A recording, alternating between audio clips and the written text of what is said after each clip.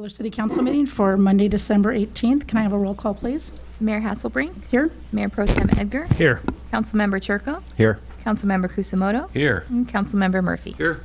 Can you please stand with me for the Pledge of Allegiance by Mayor Pro Tem Edgar, followed by the invocation by Councilmember Kusamoto. Hi, please join me.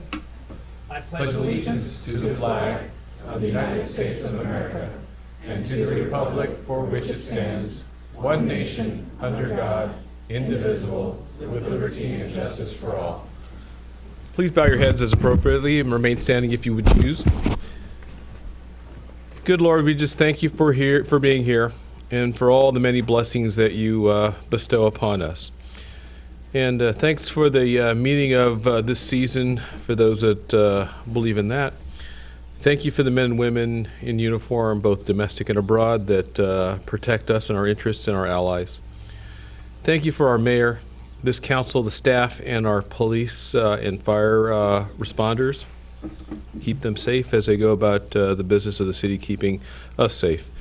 And thanks for the young people that are here, that they get to learn about our governance system and our city as they go through their civic lessons. And I just ask that you be with us as we do the people's business and as we recognize the accomplishments of the year. In your great name we pray. Amen. And can colleagues join me down front for some presentations?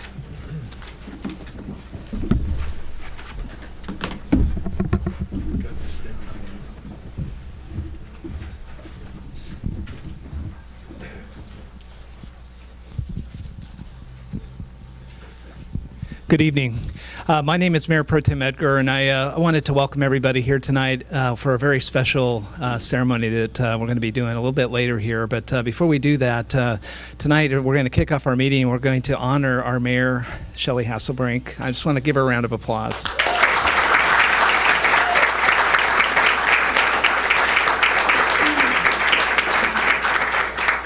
So there's a lot of people in different government offices that are here that want to acknowledge Shelley for all of her work, or the mayor for all of her work this year. And so what I'd like to do is I'd like to start with those folks. And so I'd ask from Orange County Supervisor Steele's office, is there anybody here yet? I didn't see Tim here earlier. Okay, we'll pick him up next. From Assemblyman Travis Allen's office, can I get Mike Johnson to come up?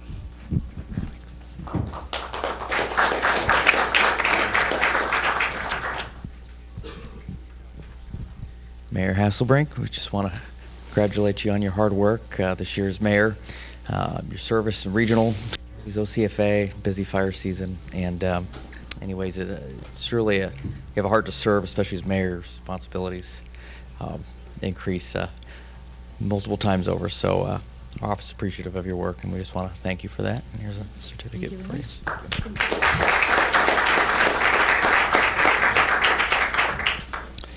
Next up from Senator Janet Nguyen's office, Miles.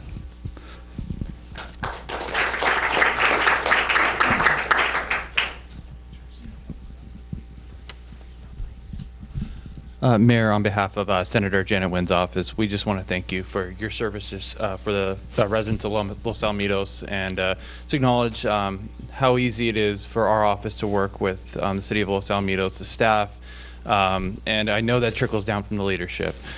So thank you for your service this past year, and we look forward to working with you and the city of Los Alamitos in many years to come. Thank you very much.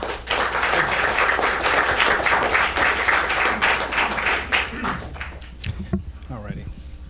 Give Congressman Lowenthal.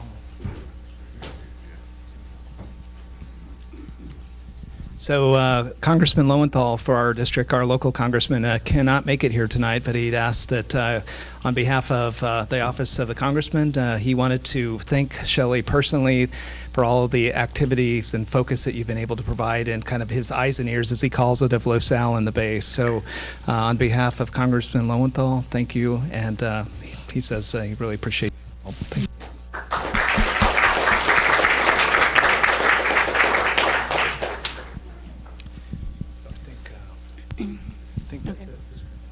All right, and I just want to thank everybody. I do, because they're going to hate it, I do want to introduce my husband, Kurt, and My baby who's on Christmas break from Cal Poly SLO, he's here. And my oldest is in the air coming from around the world to join us tomorrow for our Christmas time. So thank you very much, and I'll have some more words later on. Okay. We want to bring the people up from Tri-Zone. Come on up.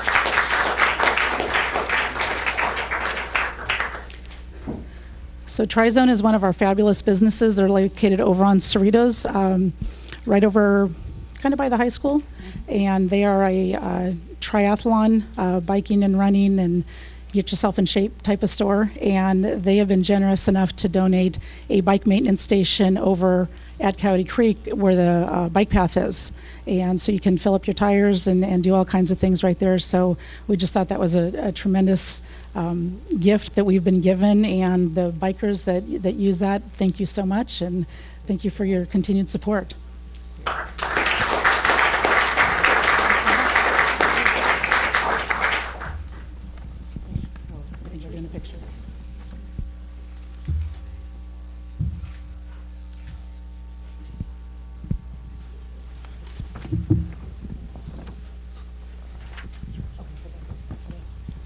So a couple weeks ago, we had our Winter Wonderland. This was our 6th annual, and we had about 6,000 attendees there, which was just absolutely fabulous. And we just wanted to recognize all the efforts that went in there outside of the city, from our platinum sponsors to our volunteers. Our 2 platinum sponsors were from Generations Church. Do you have somebody there? Come on up.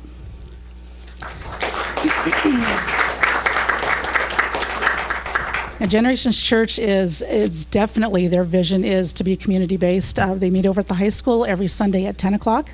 And they are, if we have an event going on in Los Alamitos, they are there with bells on. From our trunk or treat to our spring carnival to our winter wonderland. And we just thank you for your continued support. I know the congregation, that is their mission, is to just be embedded within the community and just to serve and love on this community. And we thank you so much for that. Thank you.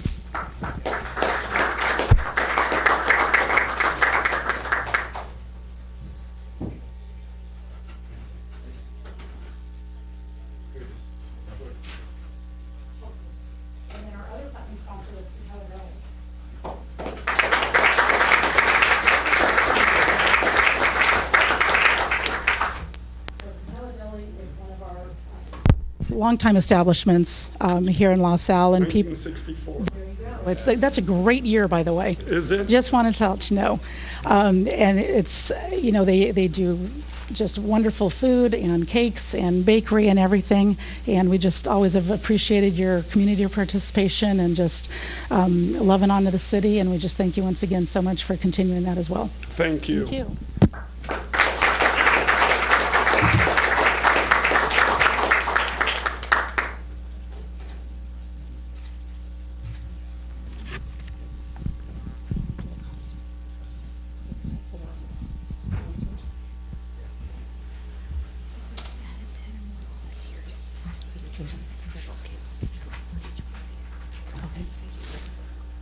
So we also had, how many volunteers were there?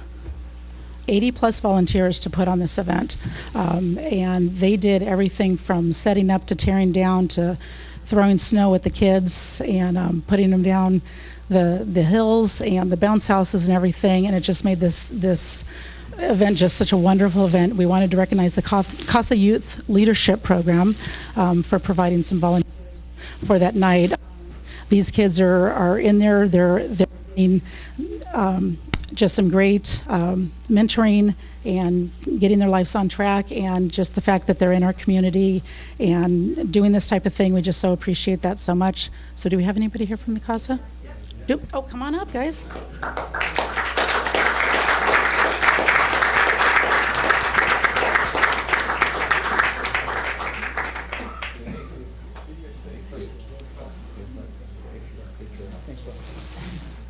Come on up, we got a picture.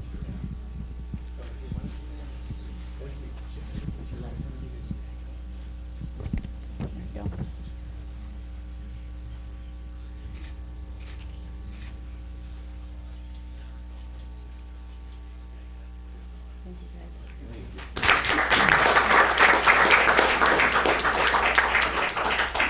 And then our city also has the Los Alamitos Youth Volunteer Program, and these are kids that they're at racing the base at 4 o'clock in the morning. They're doing a Winter Wonderland, doing the same thing, setting up and tearing down and playing with the kids. They're just at all of our community events, and they just help us make this successful. And we just once again want to thank them for, they could be doing so many other things as teenagers do with their time, and they put down their electronic devices and they come help us put on some great events and create great memories. So we want to bring them up.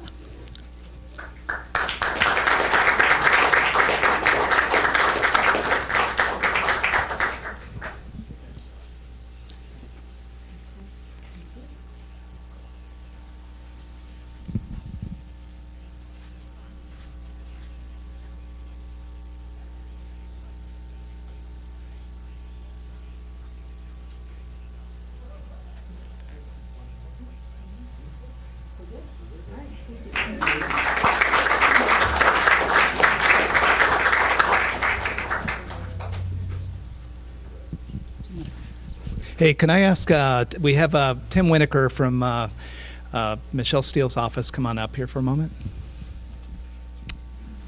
How you doing, sir?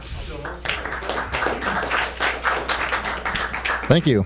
It was a little bit of a challenge with the 405 freeway. That means 4 or 5 hours to get anywhere. And getting here from the Hall of Administration on behalf of the chairwoman of the Board of Supervisors, your supervisor in the 2nd District, Michelle Steele, I'm Tim Whitaker. I'm here tonight, special assignment, because this lady to my right, your outgoing mayor for 2017, my boss, Chairwoman Steele, wants to recognize her for her outstanding work this year. In fact, and welcome aboard, sir. I'm looking forward to meeting you and spending some more time with you as well. But you guys have a dynamic council here in Los Alamitos and staff, and the chairwoman of the Board of Supervisors in the county. We enjoy working with each and every one of them. I can tell you, to a person, each one of them have different areas that are passionately important to them, and they advocate to us on your behalf who elected them.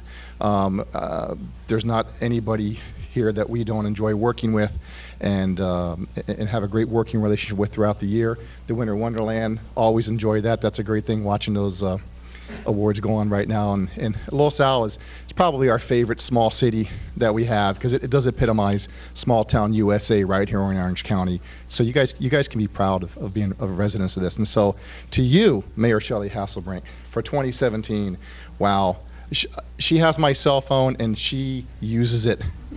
And it's good, but she is tireless. And if she's not calling me, she's got your attack dog back here, your city manager, Brett.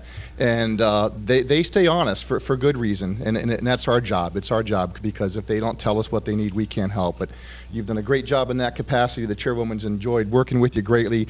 So, Mayor Shelley Hasselbrink, in honor of your distinguished service to the residents of Los Alamitos as their mayor for 2017, your conscientious and dedicated service to the local community reflects great credit upon you and serves as an example for others to emulate. Dated this date, Michelle Steele, Chairwoman, Supervisor, 2nd District. Congratulations.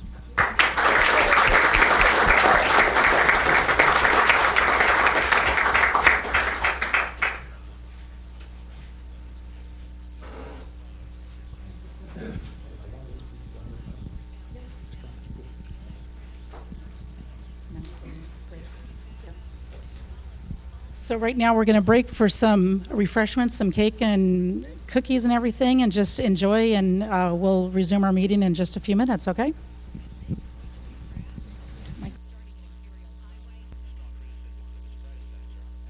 We went through a lengthy interview process to fill the vacancy of our city council, and we unanimously selected Mark Churko. And it was a very informal audience, and so we didn't have the opportunity to introduce his family or to properly recognize him. We're just like, here you go, you're in, go sit up there. So tonight we're going to backtrack and properly do that so the community can meet our newest council member, and I'll let him introduce himself and tell him a little about yourself and your family. And sure. Thank you. Hello, everybody. I wasn't aware I was going to speak, so but I just want to say thank you to the council, Mayor Hasselbrink, and the council for bestowing this honor on me. I'm really appreciative, and I'll do put in all the effort I can to do a great job. I also want to thank my parents, Tony and Myra, who are here, and my cousin Alex, and my brother Mike, and my wife Shanna, and sons Anthony and Luca, who are also here in the audience. Thank you all.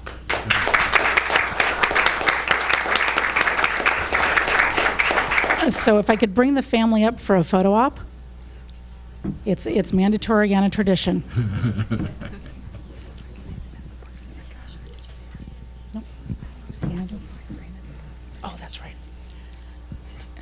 And as his newly appointed position to City Council, he's having to relinquish his position in our Parks and Recs Commission. So we wanted also to properly recognize him for all the work that he's done. That is one of our more labor-intensive commissions as far as all the events that they put on throughout the city, and we just wanted to recognize and thank him for his work there.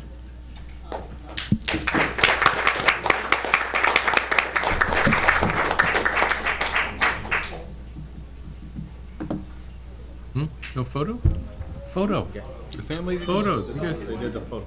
I don't think they got it. They didn't get it. Shelley's. Did they get a photo? No, I don't think they. Or not?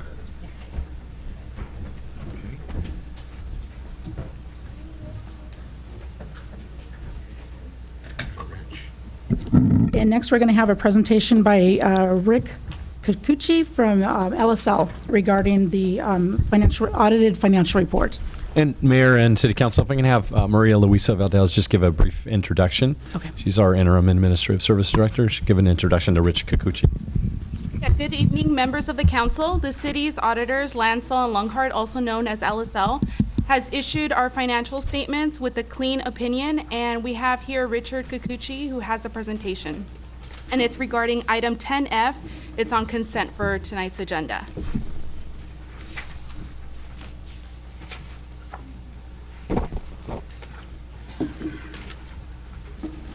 Good evening, Honorable Mayor and members of City Council. My name is Rich Kikuchi, and I'm here tonight to present to you, along with the Finance Department, your annual audited financial statements, or the CAFR that it's known as. And I think that's coming up pretty soon.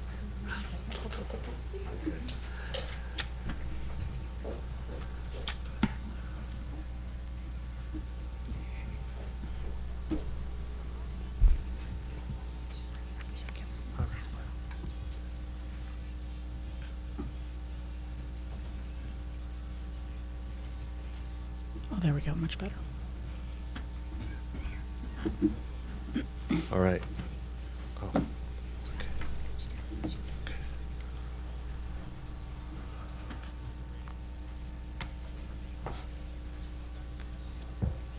You gonna do it for me? Okay.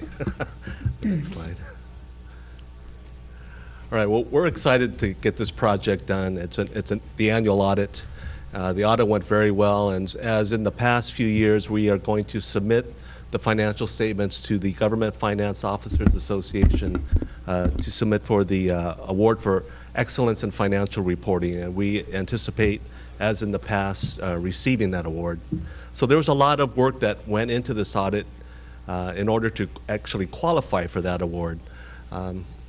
We performed a financial audit, and towards that end, a lot of work went into it. I'm thinking over 400 hours we spent on this audit alone, as far as assessing controls and also testing account balances. It all began in June, and at that point we did a lot of our preliminary test work, a lot of interviewing, a lot of documentation and planning. We came out at year end in the month of October. At that point we did a lot of the test work necessary in order that we would feel comfortable that the amounts in these statements are materially correct. Things like various account analysis, confirmations of your cash balances from outside banking institutions, and that was all done in order to put together this comprehensive annual financial report, which really is in a very prescribed format in order to get the GFOA award. A lot of tests was done, and not only to put this document together, but also that as your auditors we would be able to render an opinion regarding the material accuracy of these financial statements. And so I'm happy to announce that we've issued what's called an unmodified opinion, which really is the highest level opinion that a financial auditor can render.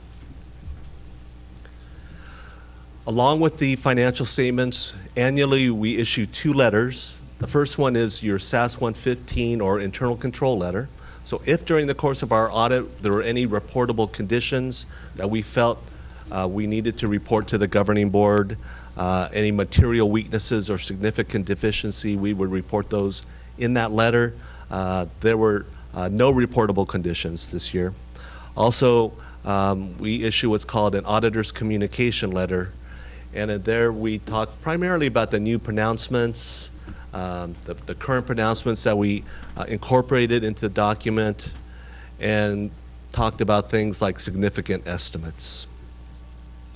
So in summary, we're here tonight to present to you your annual audit, what's called the Comprehensive Annual Financial Report.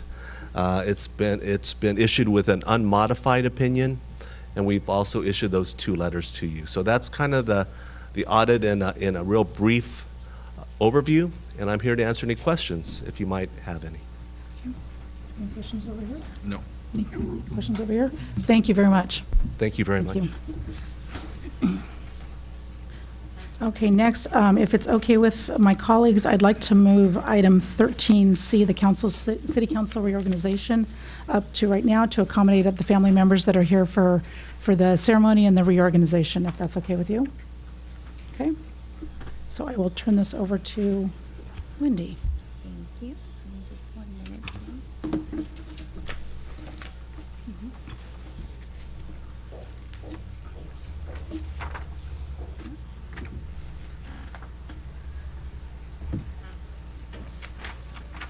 Okay. At this time, I'm going to open the floor for nominations of the office of mayor. After nominations, I'll close the nominations and a roll call vote will be taken in the order received. I nominate Mayor Pro Tem Edgar. Are there any other nominations?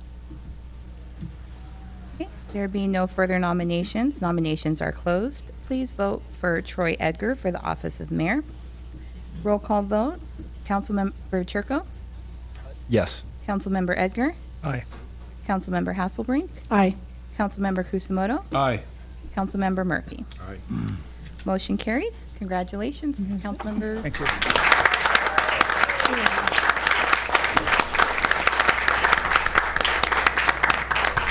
And take pictures. All righty. Thank you. I guess at this point, what I'll do is open up for nominations for Mayor Pro Tem. Are there any nominations for Mayor Pro Tem? I nominate Warren Kusamoto. Okay, is there any other nominations? Seeing none, go ahead and close it. Let's take a vote for Mayor Pro Tem for Warren Kusamoto. All in favor, say aye. Roll call. Oh, it's a roll call vote.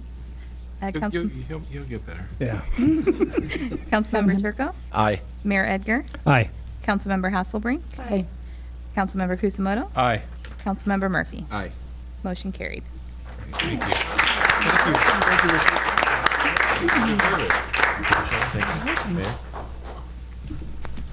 So do you want to do the presentation? No, we can do that now. Yeah, let's do that now. We're going to take this, continue to take a little bit out of order.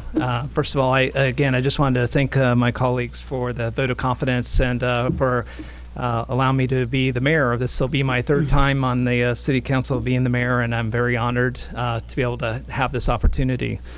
As we kind of go through, I think for this council, this has been the best councils that we've had in so long.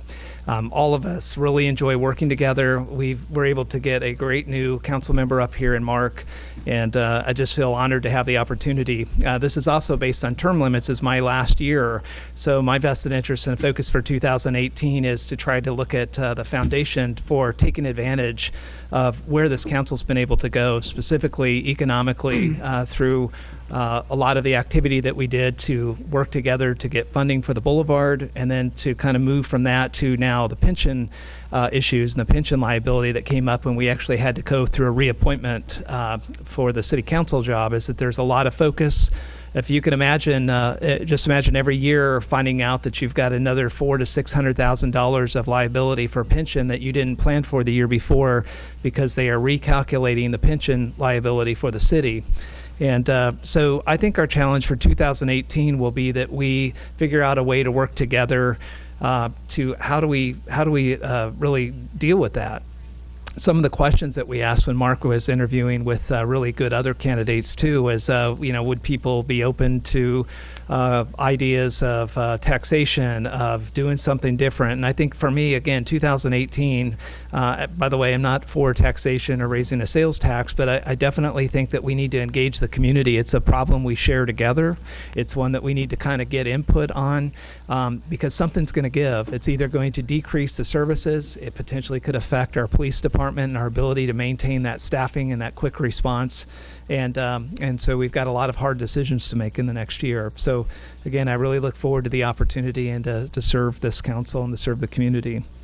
I also wanted to acknowledge my family who is here, my wife Betty.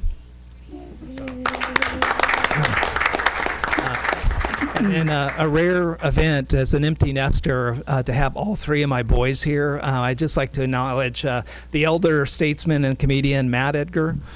So Matt. My Indiana Hoosier Ethan Edgar.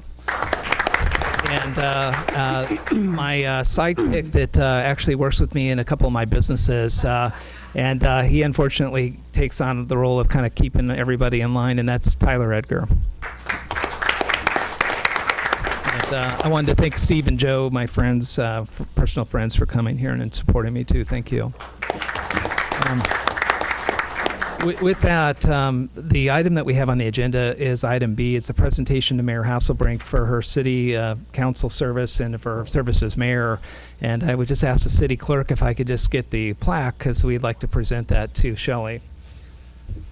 My own hammer. So this is a big deal, and Shelley's going to have our mayor, outgoing Mayor Hasselbrink will have a couple words to talk about her year as a mayor. But I would just say on behalf of the city council, we have had a blast under her leadership. You know, Tim from the supervisor's office talked about the cell phone and how passionate she could be. Is, you know, we couldn't have a better council member up here that just constantly stayed on top of things. And, you know, and she has a very direct method, a direct approach, whether you want it or not. So she definitely lets you know where you stand. And it's easier to maneuver around somebody that is so direct and very professional, but very direct. And it's helpful, I know, for staff to get that perspective.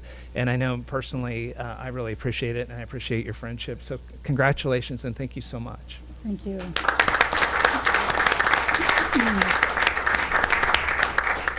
I'll finally get my very own hammer. Oh. Oh.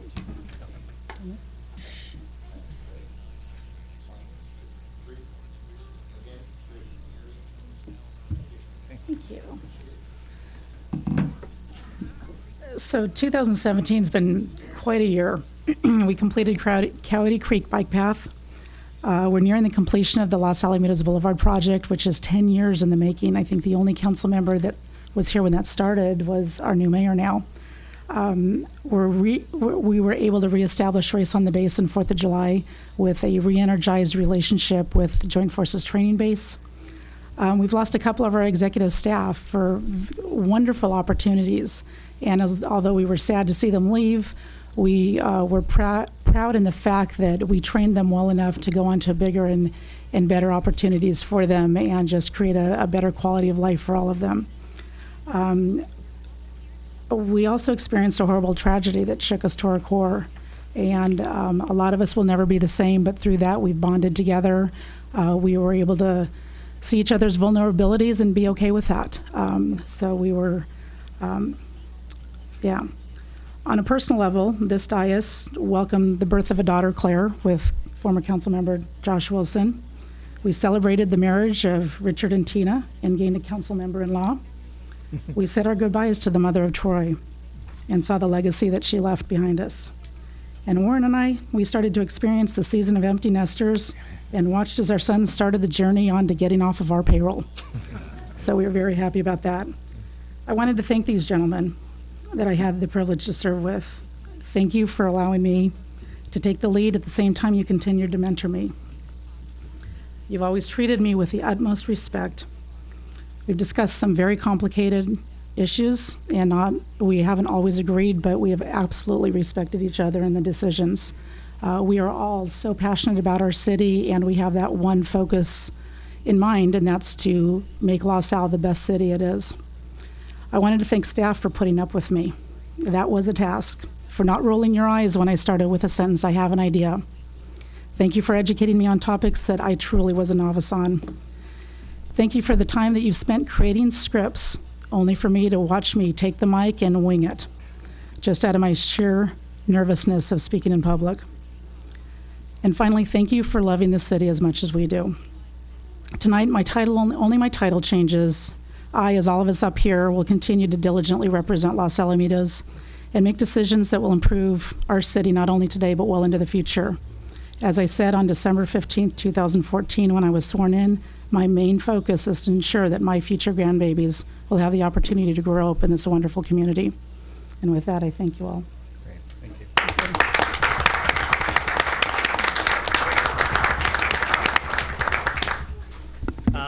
So what we're probably going to do here just really quick is take a 5-minute break for people that don't want to stay for, we really do got some business that we need to tend to here in a few minutes. So we'll just take a quick break and then we'll be back in literally 5 minutes. Thank you. Thank you. That's awesome. I'm just going to pass that over to him. Any individual in the audience could come up and speak on any item within the subject matter jurisdiction of the City Council. Your comments are limited to no more than 5 minutes. Hi, Shelley. My name is Shelley Henderson. I'm editor of Orange County Breeze, and my comments should be construed as those of a private citizen and nothing more. I am commenting on item 10D, a request for variances for a certain individual from the requirements of the Municipal Code of Los Alamitos. I'm going to start out my comments by invoking a spirit of Christmas past.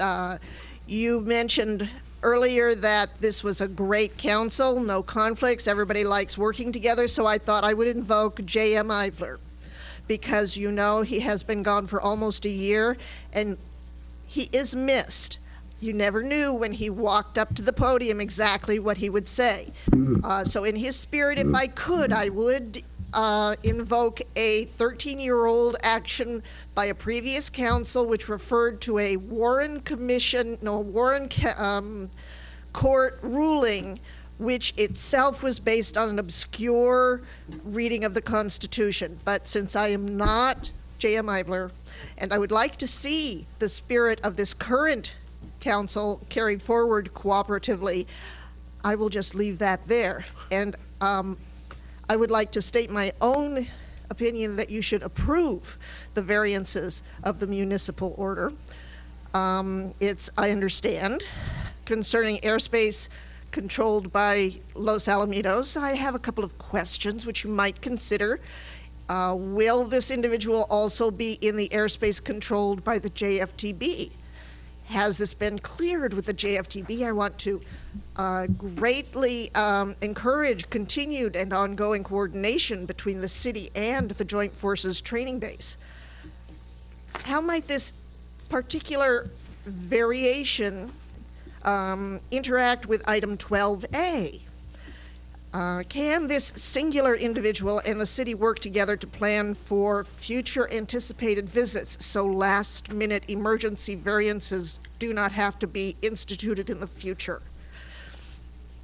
And how might this temporary variance affect local businesses and residences? Could we ask the Chamber of Commerce for its members' opinions of whether they would support this pop-up business in this location? And last but certainly not least, what would be the public relations effects of denying the variances? I shudder to think. So again, I would like to state my personal preference that the council does indeed approve these variances, and I look forward to reporting on it. Thank you. Thank you, Shelley. Anybody else have any other public comment? It's like we've got Santa Claus here. Go ahead. Good evening. Good evening. Good evening, Mayor and council members. My name is Santa Claus, or Santa for short. I'm here to ask the City Council to allow me and my reindeer to fly through the sky of the city of Los Alamitos. We'll be making some noise for just one night. On this night, I'm asking you if you could please forgive the noise variance. In the evening, it will give us additional clearance, and it would be greatly appreciated. I'm also needing to enter homes of all the good boys and girls, so if you could waive the city law for entering homes without permission, it would make my job that much easier. Thank you very, very much. Thank you.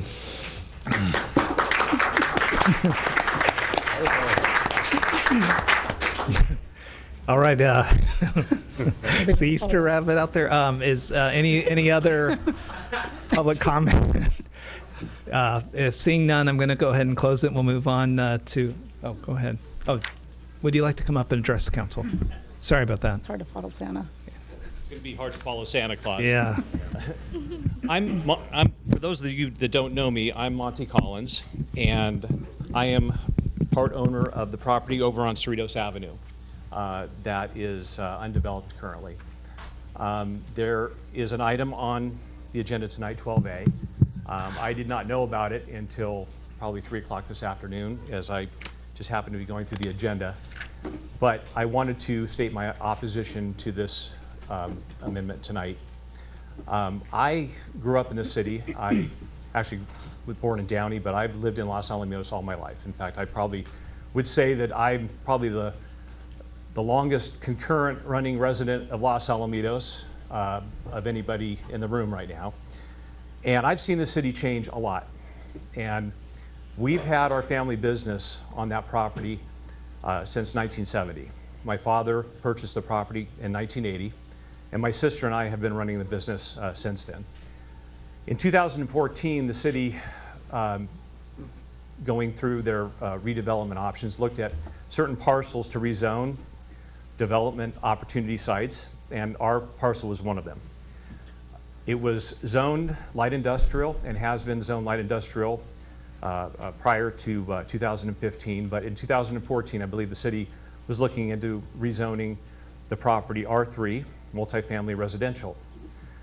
Of course, this kind of ran against our family's plan because we operated heavy equipment as a heavy equipment rental company off the site since 1970. And you know, when you're doing that and you hear that somebody's going to rezone it, it's a little troubling. And I honestly, our family was concerned for the family business that we've been running there.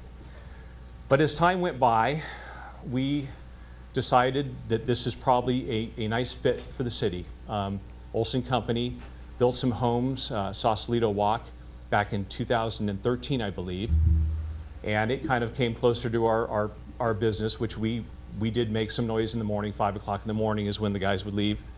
And so we understood. I mean, whenever we get a knock on the door from the city for whatever complaints, we always try to be a good neighbor. So as time goes on, we understand this is a good fit. We have spent 2015, 2014 accommodating the city's plan. We decided that it would be in everybody's best interest if we relocated our business, sold some of the equipment so that we could make room for the next phase of what the city had planned. We did that. We've downsized into a satellite office over on Bloomfield. And since that time, we've been approached by numerous developers. I mean, I have a file probably an inch thick of offers. We could have sold. In fact, we were kind of in contract with 2 developers at one point, but it never felt right because I've lived in the city, I grew up here, and when we went through the process with them, it just never felt right. I know this city has a wonderful opportunity. and for once in many, many decades has a plan that I believe might take some time to get there, but is a wonderful march forward into progress. We have found a developer that came to us and proposed a joint venture project, which is a luxury apartment complex. And things happen for a reason.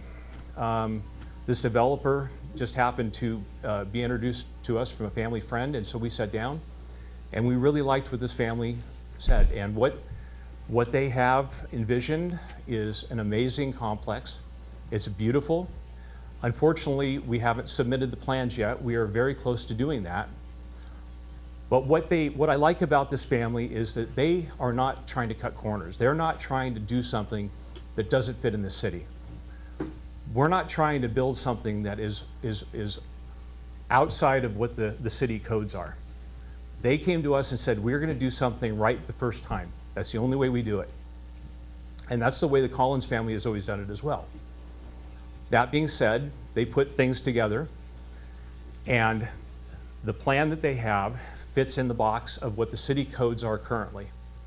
We've been spending a lot of time, effort, and money over the last year, 2 years. And 12A is going to reset the clock on us. It's going to reset the clock where my family has to stop and figure out what our options are. And for that purpose, I'm hoping that the council will not move forward with this tonight. Thank you. Thank you. Any other comments? Okay. My name is Lance Slimmer. I'm representing my wife, Debbie Slimmer, who's Monty's sister, who's also a owner of the business and the property there. And Monty made a great presentation, and I just wanted to also say that there's certain considerations we had to make this an economically feasible project. And all of the steps that we're going to take or have taken and assessed make it profitable for us now. Monty and Debbie's parents supported their family all through their lives with the business that was established there. When we moved over into that business, Debbie and Monty and I running that business, we were able to support our families from that business. And when we looked at this project, we want to be able to still support our families from this business. And the restrictions that, we're guessing what the restrictions are going to be, but the changes that might come here, if they significantly change the amount of units we can build or things of that nature, it's going to greatly impact whether it's even economically feasible for us to do that. We bring benefit to the city if we do this project. I mean, everybody who's been around this city has driven down the bridge on Cerritos and looked into what we know was an ugly yard of construction equipment, okay? But it was our livelihood. They will come down that bridge and see a beautiful project that will be on the largest undeveloped piece of property in this city, better looking than anything else in this city in terms of residential property. It's going to be amazing. And the quality of the residents that we're going to bring into that project are going to be excellent new shoppers for all those businesses along Los Alamitos Boulevard, the stores and the restaurants and that sort of thing. It's got nothing but positive effect on this city. And so we don't want that destroyed and be forced to have to do something that isn't going to help us or the city. So I also have one question. Can there be other public comment on this when you consider? When we open this item up, we'll open it up again. Thank you very much. Yeah. Thank you. Any other comments?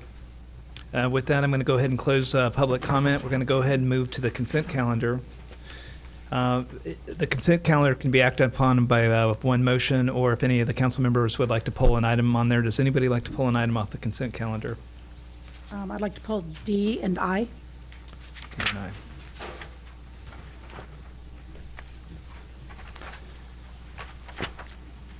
Any other? If would anybody like to move the balance? I'll move the balance. Can I get a second? Okay, great. All in favor, say aye. Aye. Aye. Anybody oppose? Alrighty, we're going to go ahead. Item 10D, consideration of a request for Mr. Claus for variances from the city's municipal code. Staff report. please. Thank you, and Mayor and City Council. And I think Mr. Esclaus, as he spoke during public comment, pretty much laid out the request that he has that is included in the staff report. And if there are any questions from the City Council, we would take them at this time. Okay. I did have a couple questions. Go ahead. And thank you for entertaining this. You know, and I just want to comment on it. You know, we've had a year of sadness from a city level to a state level to a federal level. And you know what, I just want to bring it back to what this season is about, and just that we can step back and take a time out and just focus on our joy and blessings that we have in the city and everything that has to offer. So, you know, a little bit of levity for a few minutes. I just think that just gives us a chance to breathe and just be thankful. So anyway, Mr. Claus, what time will this noise be taking place? Oh, well, once all the young girls and boys have fallen fast asleep. And will you be having any help? Yes, Mrs. Claus will be north. I will have some help from the elves, but mostly the reindeer. All right, and I understand you're going to be having some reindeer with you. Are they all caught up on their shots? Yes, ma'am, all 9 of them. Great. And I did speak with the Joint Forces Training Base, and for this night, they are perfectly fine with their air clearance for this particular event, and the chamber is absolutely behind this and approve of this and very excited about this event coming up next week. Wonderful. Thank you very, very much. Merry Christmas to all, and to all a good night. Thank you.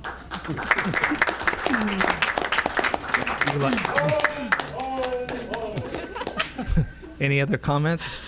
Alrighty, if none, would you like to make a motion? With that, I would like to make a motion to pass item D. All right, do I have a second? All right.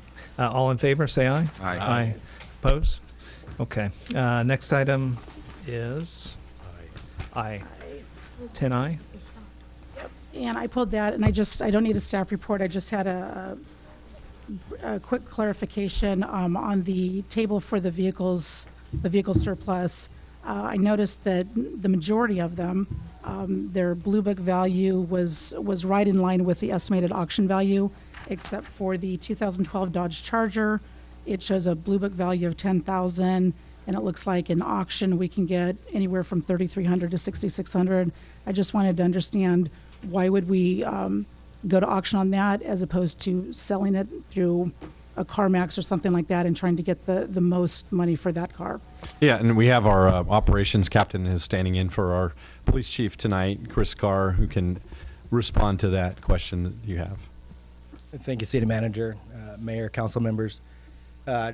What you're looking at is the Blue Book value for a regular retail line Dodge Charger. This would be something that you would personally own and then would look for trade-in value at any type of dealership used vehicle. What we're asking to surplus is an emergency vehicle that has been driven hard, has seen some rough mileage, and has been modified extremely. It doesn't have carpet kits. It doesn't have the normal creature comforts that people would want out of a retail vehicle. We've cut into the top to put in the lights and siren. We've modified the front bumper. To be able to replace and repair all these things to get this retail value and a paint job as well would far exceed anything that we're going to see off of the auction line. Okay, thank you. I'm good with that. I just wanted a clarification. So the table just looked off. So thank you for the explanation. And with that, I'll move to pass. Second. Alrighty. All in favor, say aye. Aye. Okay. And then, so that's the consent calendar. I'm going to go back just one item for the warrants. Do you want to do council announcements too? And then I'm going to also address the council announcements. So first of all, let's go ahead and take care of the warrants. Anybody have any questions on the warrants? Can I get a motion? I'll make a motion to approve the warrants. Second. Okay. Roll call vote. Mayor, so we have Mayor Edgar, Aye. Mayor Pro Tem Kusamoto, Aye. Councilmember Churko, Aye. Councilmember Hasselbrink, Aye. and Councilmember Murphy. Aye. Great, thank you.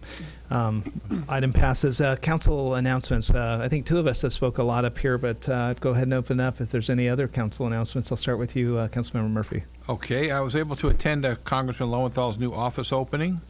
He gave some brief talks. good guy. Was also able to attend the Chamber Christmas show and starring our champion choir from the high school, and man, they are fantastic. From a guy who can't sing at all, they are just unbelievable. And was able to attend the Winter Wonderland, which keeps growing every year. Emlyn, I don't know how you guys do it. I mean, every year it gets bigger and smoother. It's a tough combination to pull off. Was also able to attend the Printmaster's 10th anniversary. Congratulations to Carl and Nessie. And finally, the Commissioner's Dinner was really an improvement. Brett, really good job. People were a lot happier this year. And and I want to thank the commissioners for all their service. It's a lot of great volunteers we have in this city. Thank you. Great, thank you. Councilmember, yeah. I basically followed him around with the Chamber Breakfast and the Winter Wonderland. I was also honored to be asked by Congressman Lowenthal to be on the interview panel for his selection for the military academies. There were 19 students in his district that are vying to get a nomination from him to go into one of the military academies. And these kids were just amazing. There was a 16-year-old who's already finished his first year of college. And these are kids that are already willing to go and serve our country and protect us for life. These aren't ones that are foreign out by any means. It's a 9-year commitment, and not one of them said that after that 9 years they would go into the private sector. So that was quite exciting, and I can't wait to see how many nominations get in there. And then also tonight I would also like to close in memory of a longtime LaSalle resident, Carmen Dendecker. She is the mother of school board member Diana Hill. Carmi, as she was better known, lived a vibrant 84 years, and she was behind-the-scenes gal, supporting LAIF and Taste for LaSalle and the LaSalle High School Football Booster Club. And if you spent any time with her, you were guaranteed a good time. She adored her family, which included her son Mark, her daughter Diana, her grandchildren Ross, Austin, Annika, and Nick, and great-granddaughter Finley. They're having a celebration of life for her at the Hill Home on Friday, December 22nd at 4 o'clock. And in lieu of flowers, the family's asking for donations to LAIF, an organization that was near and dear to our heart. So if we could do that, I would greatly appreciate that. Absolutely. And that's it. Thank you. Thank you. Councilmember Turco. Sure. I was fortunate to attend Winter Wonderland. I agree. It was a wonderful event, and someone with young children, I really appreciate being able to take them to such a great event, so close by. I also attended the dinner in honor of the commissioners, which was also a great event. Thank you, Brett. I served as a judge for the city's holiday decorating contest, along with some commissioners and residents of the city. That was a fun activity to participate in. And I also attended the Printmaster's 10th anniversary dinner as well. And that was a good time as well. And I was sworn in. There you go. Good deal. Thank you. Thank you. Mayor Pro Tem. Thank you, Mayor. So I was able to attend the Winter Wonderland, again, a great event, and just crowded and fun. So thanks to staff and putting this on, and I think it's an opportunity for people that don't get to see the snow to at least have that experience. So thank you for doing that. I also attended Congressman Lowenthal's Garden Grove grand opening along with Councilmember Murphy, and it is a very nice office. So if you need services, it is probably much easier to get to Garden Grove than to his office in Long Beach, which is a challenge in parking there. You think we have parking problems? Long Beach, you have to pay to go have a problem of parking over there, so at least we don't have that yet. So, and then I guess finally, Orange County Mosquito and Vector Control District, we're having our trustee meeting this Thursday. Not much in the way of updates to report, so we'll see what comes out of that. And I just want to wish everyone happy holidays. Thank you. Great, thank you. Before we had this meeting, we had a special meeting that started at 5, and I just wanted to acknowledge our 5 commissioners that we reappointed, Larry Andrade, Dean Hill, Tricia Murphy, Victor Sulfakanik, and Tony West. So I wanted to thank them for their interest in continuing to help the city. Some of the folks, one or two of the commissioners, one of them been on for almost 17 years, and just complete dedication to the city, so we're appreciative. And kind of on top of that, the commissioners' dinner, I just think for Councilmember Hasselbrink, when we go and we acknowledge the commissioners every year. We had an event over at Old Ranch You got up, gave an unbelievable speech about how much time they actually give, and I never really thought of it the same way that you laid it out, which was if we didn't have them doing all that work, we would be doing triple duty. So again, wanted to echo the appreciation for the commissioners. I just would ask staff for a really quick update on the Los Al Boulevard beautification project. Everybody has seen the lights. But there's a couple other things that are going to be finishing off there, and I'd just like to make sure the community is aware of that. Hey, Stephen Mendoza, give a brief Yes, update on it. Thank you, Mr. Mayor and members of the City Council. We're currently working on the Southern California Edison installation of the electrical that will energize both the lights and the irrigation, and that will be completed just about Christmas on December 21st. And then we'll move on to reinstallation of loop detectors, plant replacement, installation of the large tree, and construction of 2 ADA ramps that we still need to perform, all wrapping up about the end of January with the final slurry seal. Great, thank you. Okay, we're going to move on to discussion items. On item 11A, City Manager Performance Bonus and Amendment to the Employment Agreement. I guess City Attorney. Yes, thank you, Mayor. Thank you. During closed session on November 20th, 2017, the City Council reviewed City Manager Plumlee's performance and provided direction to the City Attorney concerning the award of a performance-based incentive bonus and an amendment to the City Manager's employment agreement. By adopting proposed Resolution 2017-31, the City Council authorizes the award of a 1% performance-based incentive bonus for the period of July 1st, 2016 to June 30th, 2017, totaling $1,821. By adopting proposed Resolution 2017-32, the City Council approves the following changes to the City Manager's employment agreement. First, it extend the agreement for 3 years from July 1st, 28 to June 30th, 2021. Second, effective July 1st, 2018, the City Manager's annual base salary would be increased by 1% from $188,482 to $190,367. Thereafter, an automatic 1% increase would be added annually to the City Manager's base salary. The City Manager will be eligible under the amended contract for a discretionary performance-based incentive bonus of up to 3% of his base salary on June 2019, 2020, and 2021. And effective immediately, the City Manager's administrative leave benefits will be increased from 40 to 80 hours annually. The recommendations set forth in the agenda report before you will serve as final action on the salary and compensation paid to the City Manager pursuant to Government Code Section 36506. This concludes my report. Great, thank you. I'll go ahead and open up. Does anybody in the audience want to make any comment on the agenda item? Okay, seeing none, I'll bring it back to the City Council for discussion. Anybody have any comments, questions for staff? No. Okay. Seeing none, I would entertain a motion to approve. So moved. Okay, City Attorney, do I need to read these two in total or just go ahead and for full approval? You can simply move for approval of staff's recommendation. Okay. All in favor, say aye. I'll second it. Okay. All in favor, say aye. Aye. Aye. Any opposed? Thank you. Congratulations, Brett. Thank you. Appreciate it. Yeah.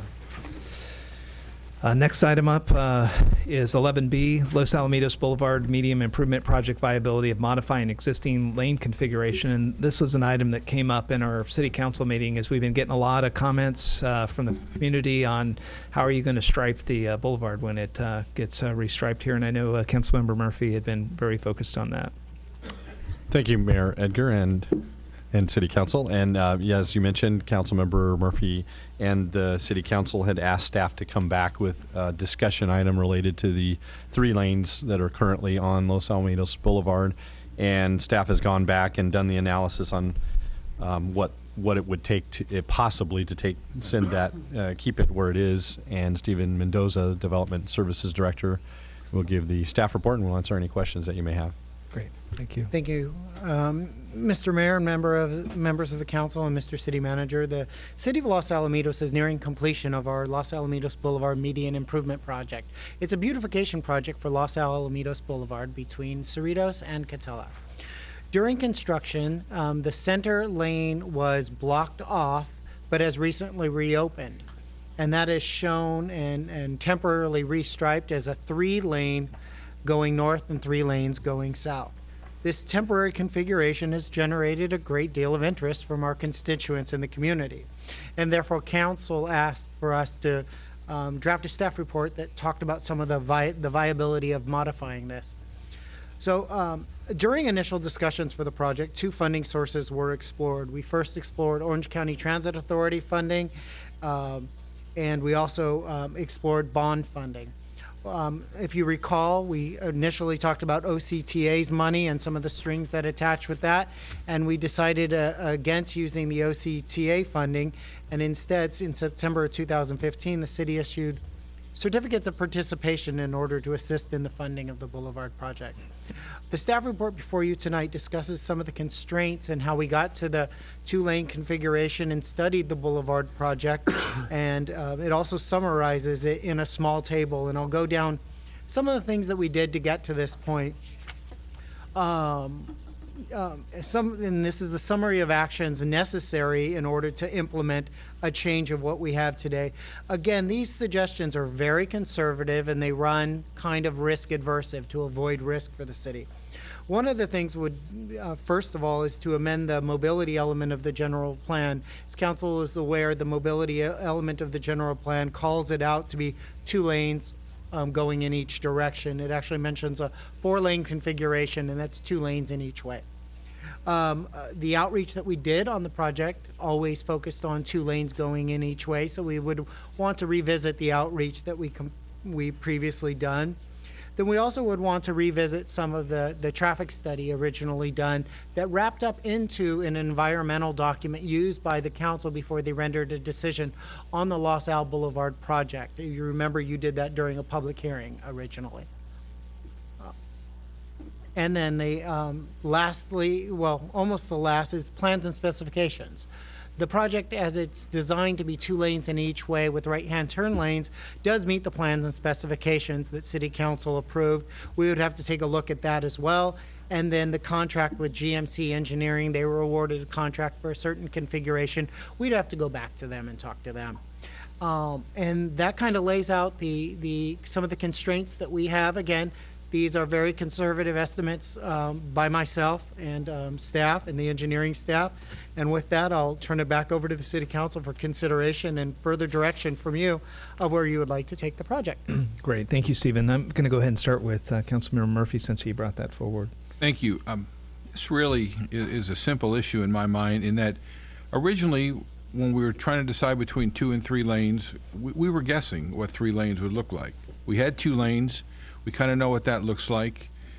And one day I'm driving down the street and I realized, wait, we have 3 lanes now. I even called Brett that day and said, you know, what's going on with the back to the 2, and he explained it's still in the plans. And I thought, why would we miss this opportunity to study this issue when it's right in front of us? We don't have to do anything to be able to study the 3 lanes. I'm not wedded to either one at this point. I just think we're missing an opportunity, and it would not be prudent to let it go by when we kind of get a free look at what 3 lanes would look like, see if traffic does go better. I do know that it seems to me that the right-hand turn on Florista off the boulevard, which 20% of the people run that anyway, it seems much safer. But all I'm asking is that we put a short time period there, 4 to 6 months, take a look at it, and then come back and decide what to do. Okay. Any other comments? Just a question. When, in order to be compliance with the certificates of participation, when do we need to have this signed off as a final and done? Well, in terms of the certificates of participation, at this point, we've spent the bond proceeds that we needed to spend before the deadline. So we're okay in that respect on the funding status. If it's a 4 to 6 month review or analysis, I don't know, Stephen, in terms of completion of paying the contractors, that would be potentially an issue or not? It certainly could be. He wants to be in and out. No contractor wants to stay around for 6 months after they need to be. But we haven't talked to them about this topic. We certainly, if directed by the council tonight, would go to GMC and have that discussion.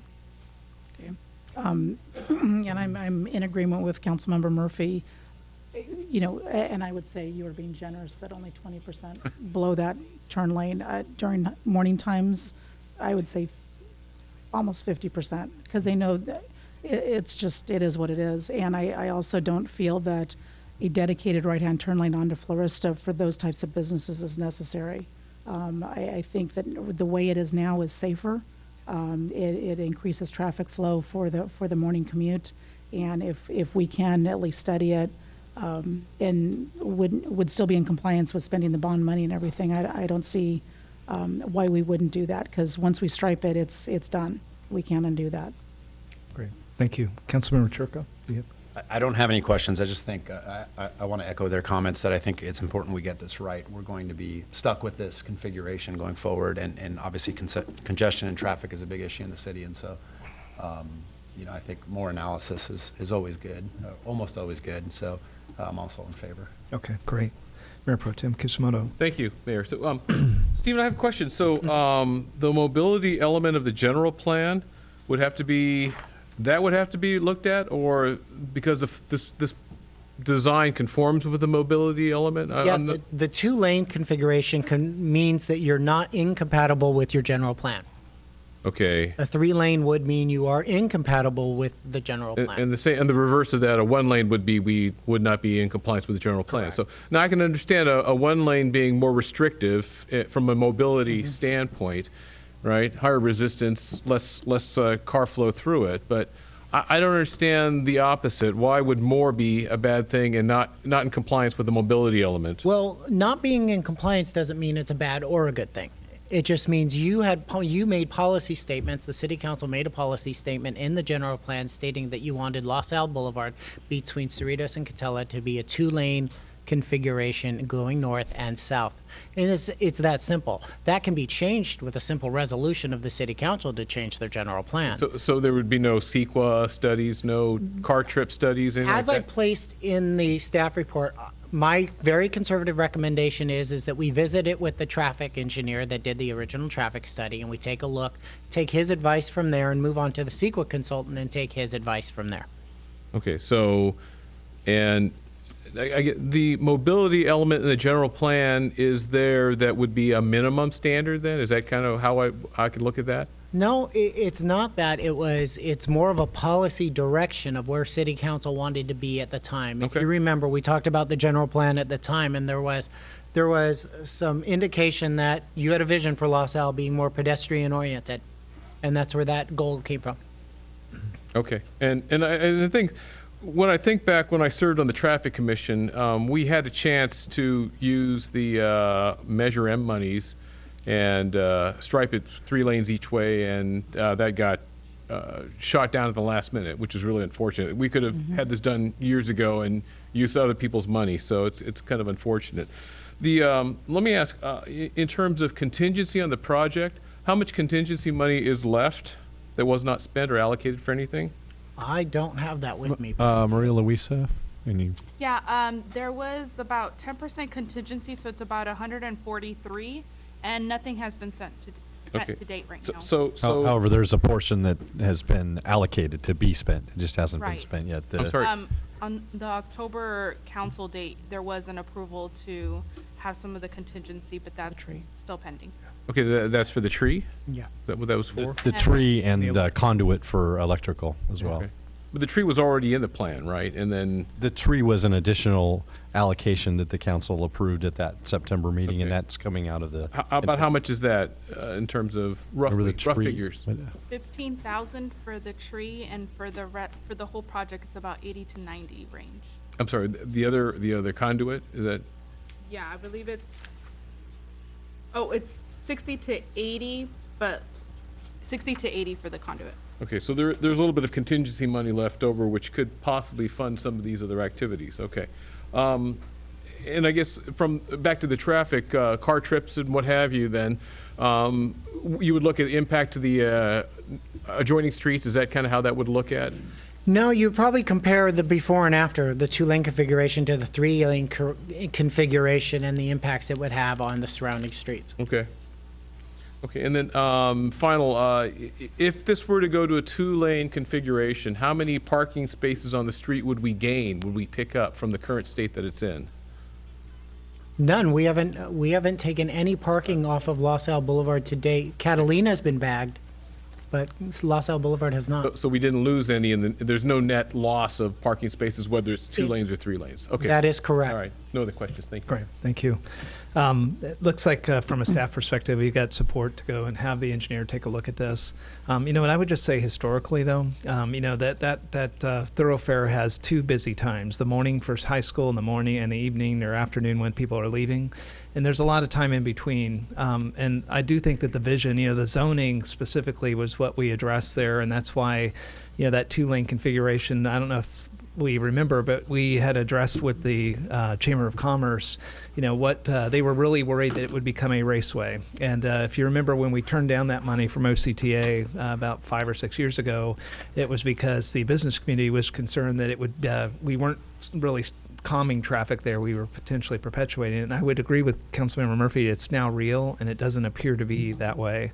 My only question I would have on top of what Mayor Pro Tem Kusamoto said is that, is the OCT funding a dead issue then at this point? At least from the past, as council, as It's a Mayor Pro Tem Kusamoto. it's a dead issue. Okay, yeah, so you're on the board I tried there. already. Okay, cool.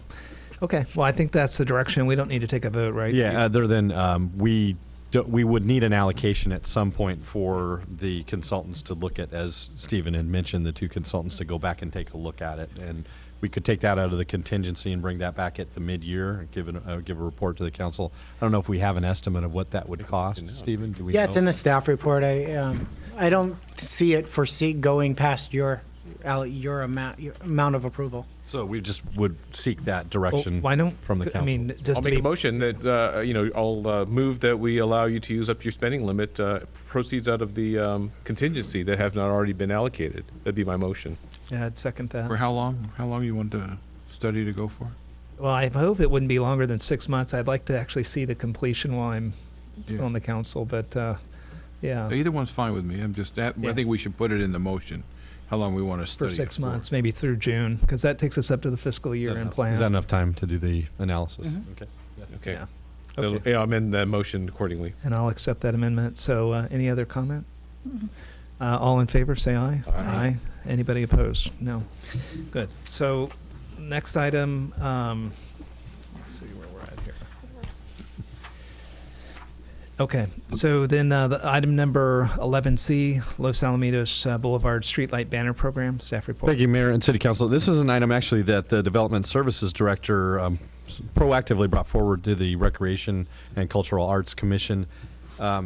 He looked for, and he worked with previous director, Corey Lakin, looking for direction from the Recreation Commission, received that, is incorporated into the staff report and the recommended guidelines that are here, and Stephen can give a brief staff report to follow up. Thank you very much. The Parks, Recreation, and Cultural Arts Commission was tasked with assisting staff in gaining a handle on how to use our banners on the new streetlights that we have between Los Alamitos Boulevard between Cerritos and Catella. There are 10 new streetlights. Each of those streetlights has 2 banners, and each of those banners are double-faced. So it's an opportunity for 20 different outreach impressions, they call it in the marketing world, to make. So City Council obviously doesn't want to be the only one making impressions out there. We have a lot of nonprofits in the city, and we have a very active high school. So we got the Parks, Recreation, and Cultural Arts Commission to chime in using some policies from some other cities. We downloaded a few of them.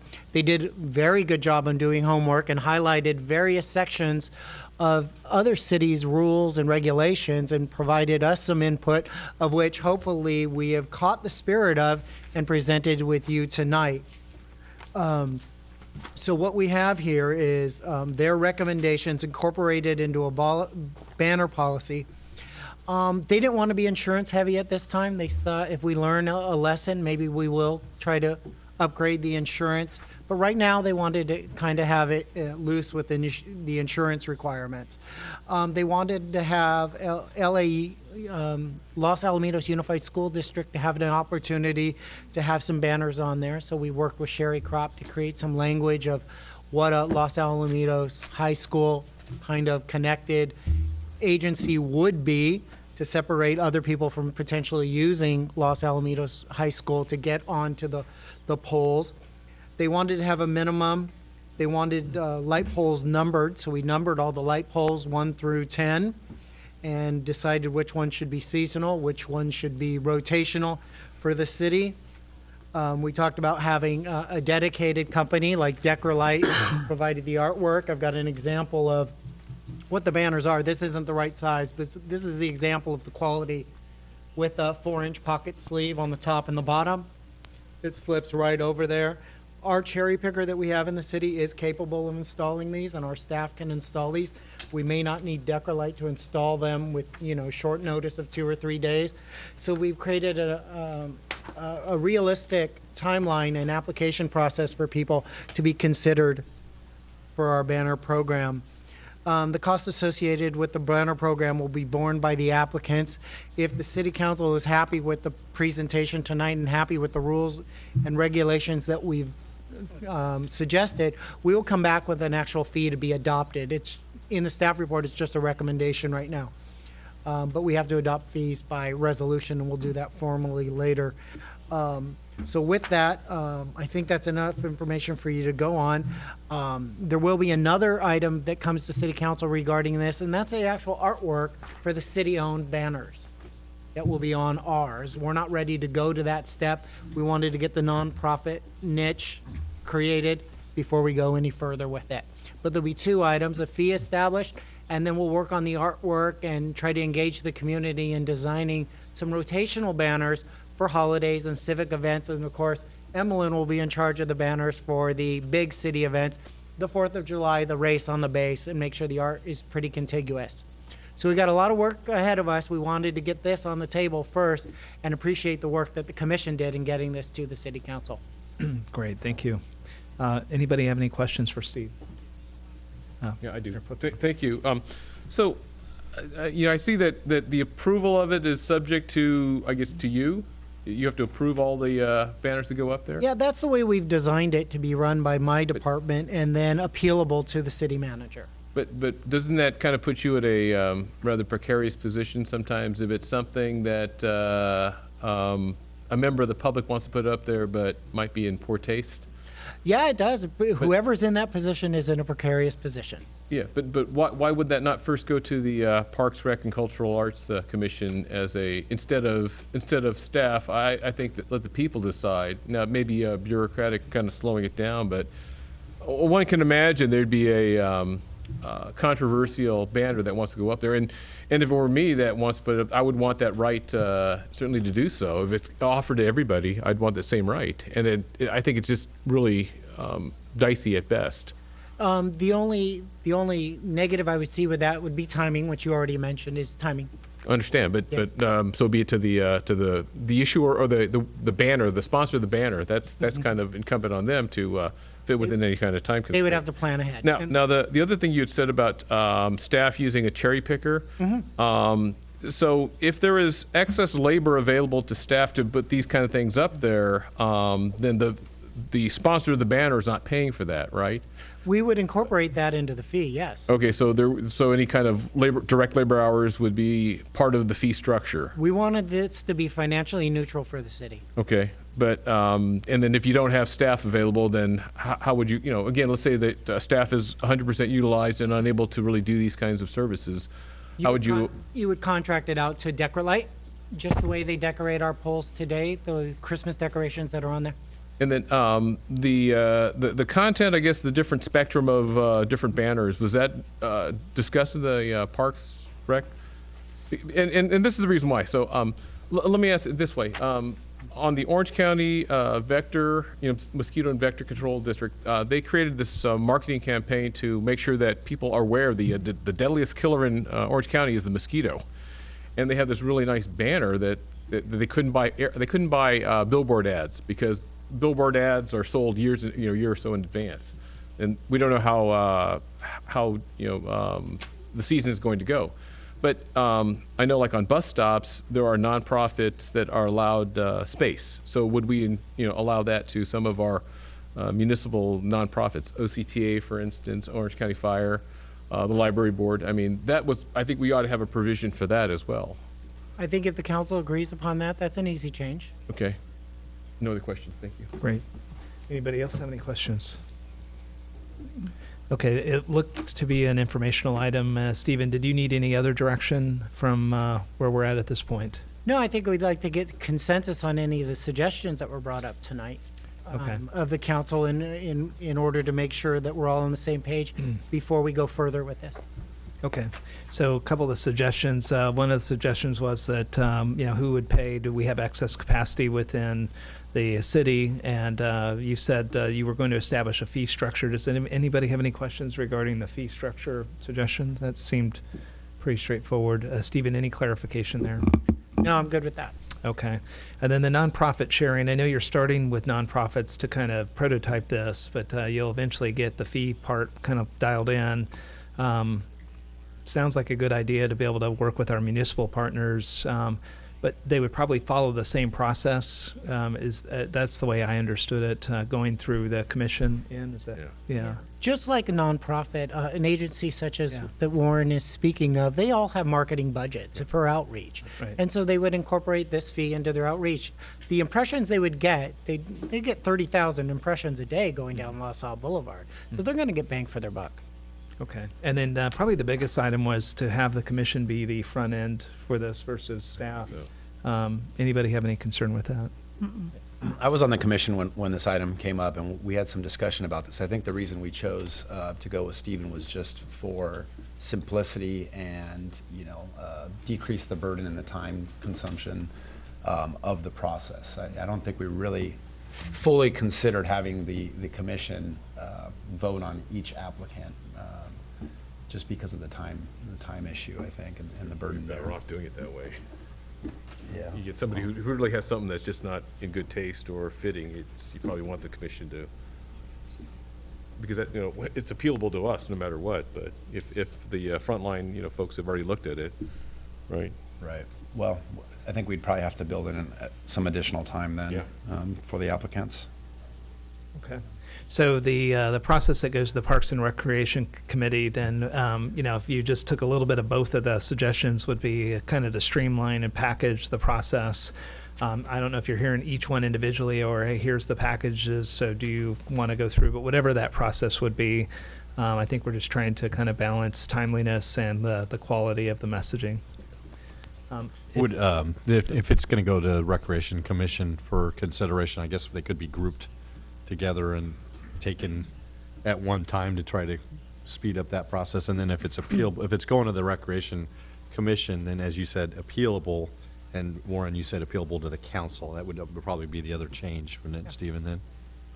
Because right now it's staff, so it would be commissioned to the council instead, if that's what the council wants to do. And part of the discussion was that this will be a trial program, and we'll see how it goes for the first year, maybe first couple years, and get feedback from the community and see what modifications need to be made to the program and to that application. Yeah, I think that's valid. I mean, you were just on the commission. If you thought it might be a time consumer, maybe we reevaluate it next December, see how that worked out. And it would also lend, in terms of content that we've checked with the city attorney, you can get things that we may not want, and so that may help that as well. Sure. Okay, if there's no other comments, I think you've got the direction, correct?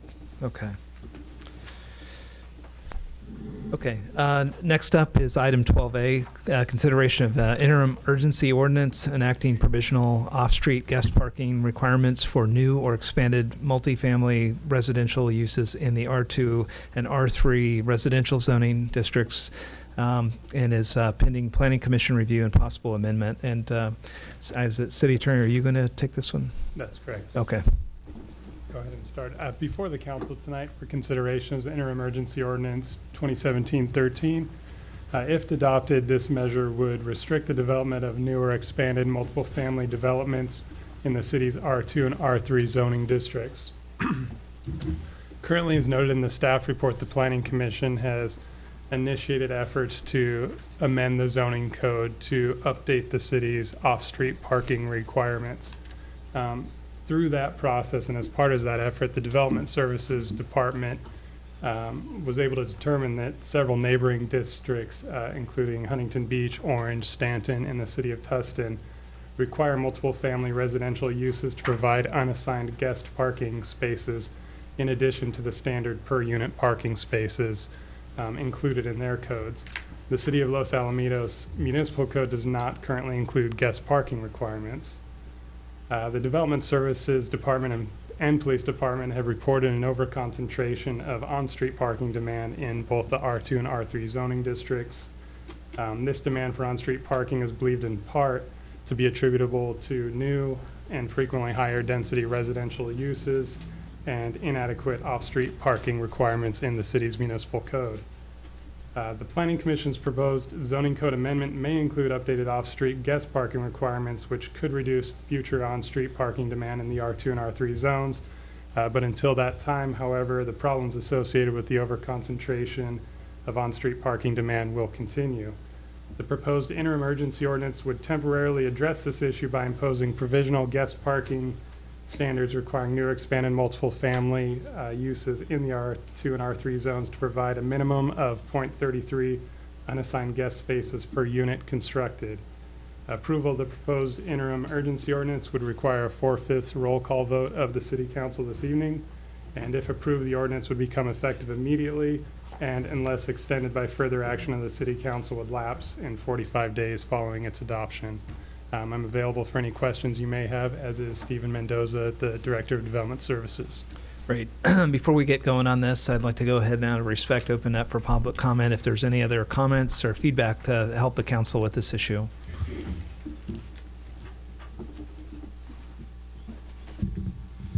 Thank you. Excuse me. My name's Chris Felix. I'm the president of Hutton Development Company, and we are the partner with the Collins family. Our company is an Orange County-based company located in Orange. We've been in existence over 40 years, and I've been with the company 39 years. We are a privately owned company. We keep the projects in the communities that we develop, and it's the intent of both the Collins family as well as the Hutton Development Company to maintain the ownership of this property when it's developed.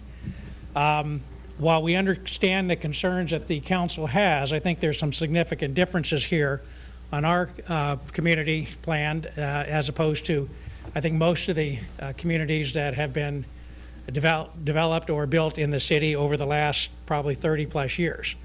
The project that we have been working on for about a year and a half is planned for 109 units. This is quite different than a 4-plex, 6-plex, 8-plex, or a privately owned smaller community that is investor owned and the investor is living out of town and not involved. This community, as all of our communities, will have full-time staff on the property, including people full-time after hours. We have a parking plan that is implemented and managed very closely for all the residents of the property. We, at the time a new resident comes into the community, we have information as to which vehicles that they have. They are given strict rules in terms of what is required as a resident.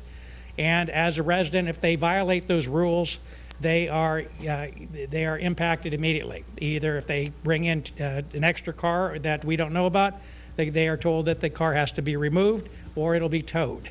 Also, if the residents violate the rules that are set up and we cannot resolve it, then we will not renew their lease, and in fact we will force them out of the community. So the residents that we have in our communities are very, very different than, like I said, a 4-plex or 6-plex. Where you have absentee ownership and the owner of that property might be 100 miles away, they may or may not go by that property more than once or twice a year. We're there every single day. The Collins family lives right here in Los Alamitos and has for 40+ years. So we have a completely different vested interest. We have been developing the concept on this property for quite some time, as I mentioned. We've met with the development services staff a short while ago. We got very good feedback from them in terms of any commentary that they had on the project. And based upon that feedback, we then went forward and have continuing to move forward in terms of all the plans that we are developing for submittal. Keep going. Okay, I'll make this quick. The only delay that we foresee at this point is the traffic study, which is essentially out of our control. Because of the city requirements, and which is very typical, the traffic study has to be studied for a certain period of time, consecutive period of time. Unfortunately, at the holidays, it doesn't work because it's not consecutive days that are studied. So because of that, we will have our traffic study finished as soon as possible, but it's going to be at the very end of January or 1st of February. We plan on submitting our properties to the city for their review and the Planning Commission approval in that time frame. And in fact, we've already paid the city for the traffic study I think it's several weeks ago, in order to implement that. So we are up to our eyeballs in this property. We have spent a lot of time and effort. We have hundreds of thousands of dollars, not including internal manpower time, spent on the property based upon the current zoning which we are building and designing towards. We also are not asking for any variances. So that's how we move forward. If the plan as we understand it is implemented, it would have a significant impact on the property. We essentially would have to go back and start over on most everything that we have done on the property. The civil engineering would change, the site plan would change, the landscape would change, the parking would change, the unit count would change. We essentially are going back to square one. So what we are asking is that we would like to have time to get our submittal to the city. I pledge to you as a long-term owner and as for the Collins family being longtime residents, that we will manage the property in a very first-class fashion. We will not be using or draining city services. We take care of our property. We have a huge investment in these properties, and nobody is more vested than we are to make sure they're managed properly and that we do not create problems. So we would ask your consideration in either delaying a vote, if that's possible, or give us an opportunity to get our package submitted so that we would not be impacted should this go forward and have to start all over. Thank you very much for your time. Thank you. Thank you. Any other comments from the public? Okay. If not, we'll bring it back. So as we start to kick this off, I'd like to have Councilmember Murphy give a couple comments, because I think him and I together put this item on the agenda. And it was probably, I've got a couple reasons why I was focused on this, but Councilmember Murphy, if you could maybe start off, that would help to give our colleagues an idea. This really started for me back in September. There was a condo item where I said I felt that condo really was the most important thing we're going to do. It represents the future of Los Alamitos. How much density are we going to allow? I lost basically that day. The condo got approved. The rooms that I thought were bedrooms were changed to not being bedrooms. But so it started me thinking on the density issue. Then we came to the 50 units from the Olson Company on the old Cottonwood site, and it came down to they needed 122 parking spaces, and in the end they had 123. They have one guest parking spot. So I started looking at what are our guest parking rules, and I was frankly surprised to find out we don't have any. And that's the genesis of how this motion got started in my mind. It's to give the Planning Commission time to review continue the process they're already on, and not have any other projects come in before that. I have, in my personally, flexibility as to how many units, what the parking, a third is not a magic number. 1 out of 3, you can make the same case for 1 out of 4. Some cities have 1 for 2 for 1. It's whatever we decide is feasible. But when the Olson Company had one parking space, one guest parking space, that to me was ridiculous. How can you? I don't know. Can I talk about a project that hasn't come before us yet? Whether I should stop on that item? Probably, yeah. All right. But no, it just raised the issue for me. That's how I got here, and I think we need some number that we have to recognize that guest parking is going to happen, whether it's on a 5-unit condo in Farquhar that that they don't have any more parking spaces over there, and if you take in the future, if you take 3 on a lots and make 5 condos, and you increase from 9 to 16 bedrooms, it's a 77% increase in density and traffic. Traffic, I think, is pretty much universally agreed by the citizens the number one problem in this city that we can do something about. I think almost everybody who was interviewed for our recent council opening thought pensions was the number one problem, but that's somewhat out of our hands as to, we're dictated to on that. So the one thing that impacts our citizens is traffic and parking. And that area is bad for parking, and by not having any guest spots, we're just making a project in my mind is bound to fail. Any future project that does not have sufficient guest parking, because they're going to go somewhere, and it doesn't take too much imagination to figure out that Sausalito and Chestnut and those streets are going to be impacted in a very big way. Thank you. Great, thank you. So from my perspective, I took it a little bit different. And first of all, I would say, Monty, you and your family, great citizens, huge contribution. And so for me, it wasn't, I wasn't focused on impact to your property. I just want to make it clear to the public and to everybody, this is a citywide ordinance that we're trying to take on here. I was not directly affected as Councilmember Murphy when I knew he was going through the issues with the condos and all the development. But at a 50,000 foot level, our city has been experiencing a lot of activity in, the component called residential growth, units, rentals, et cetera.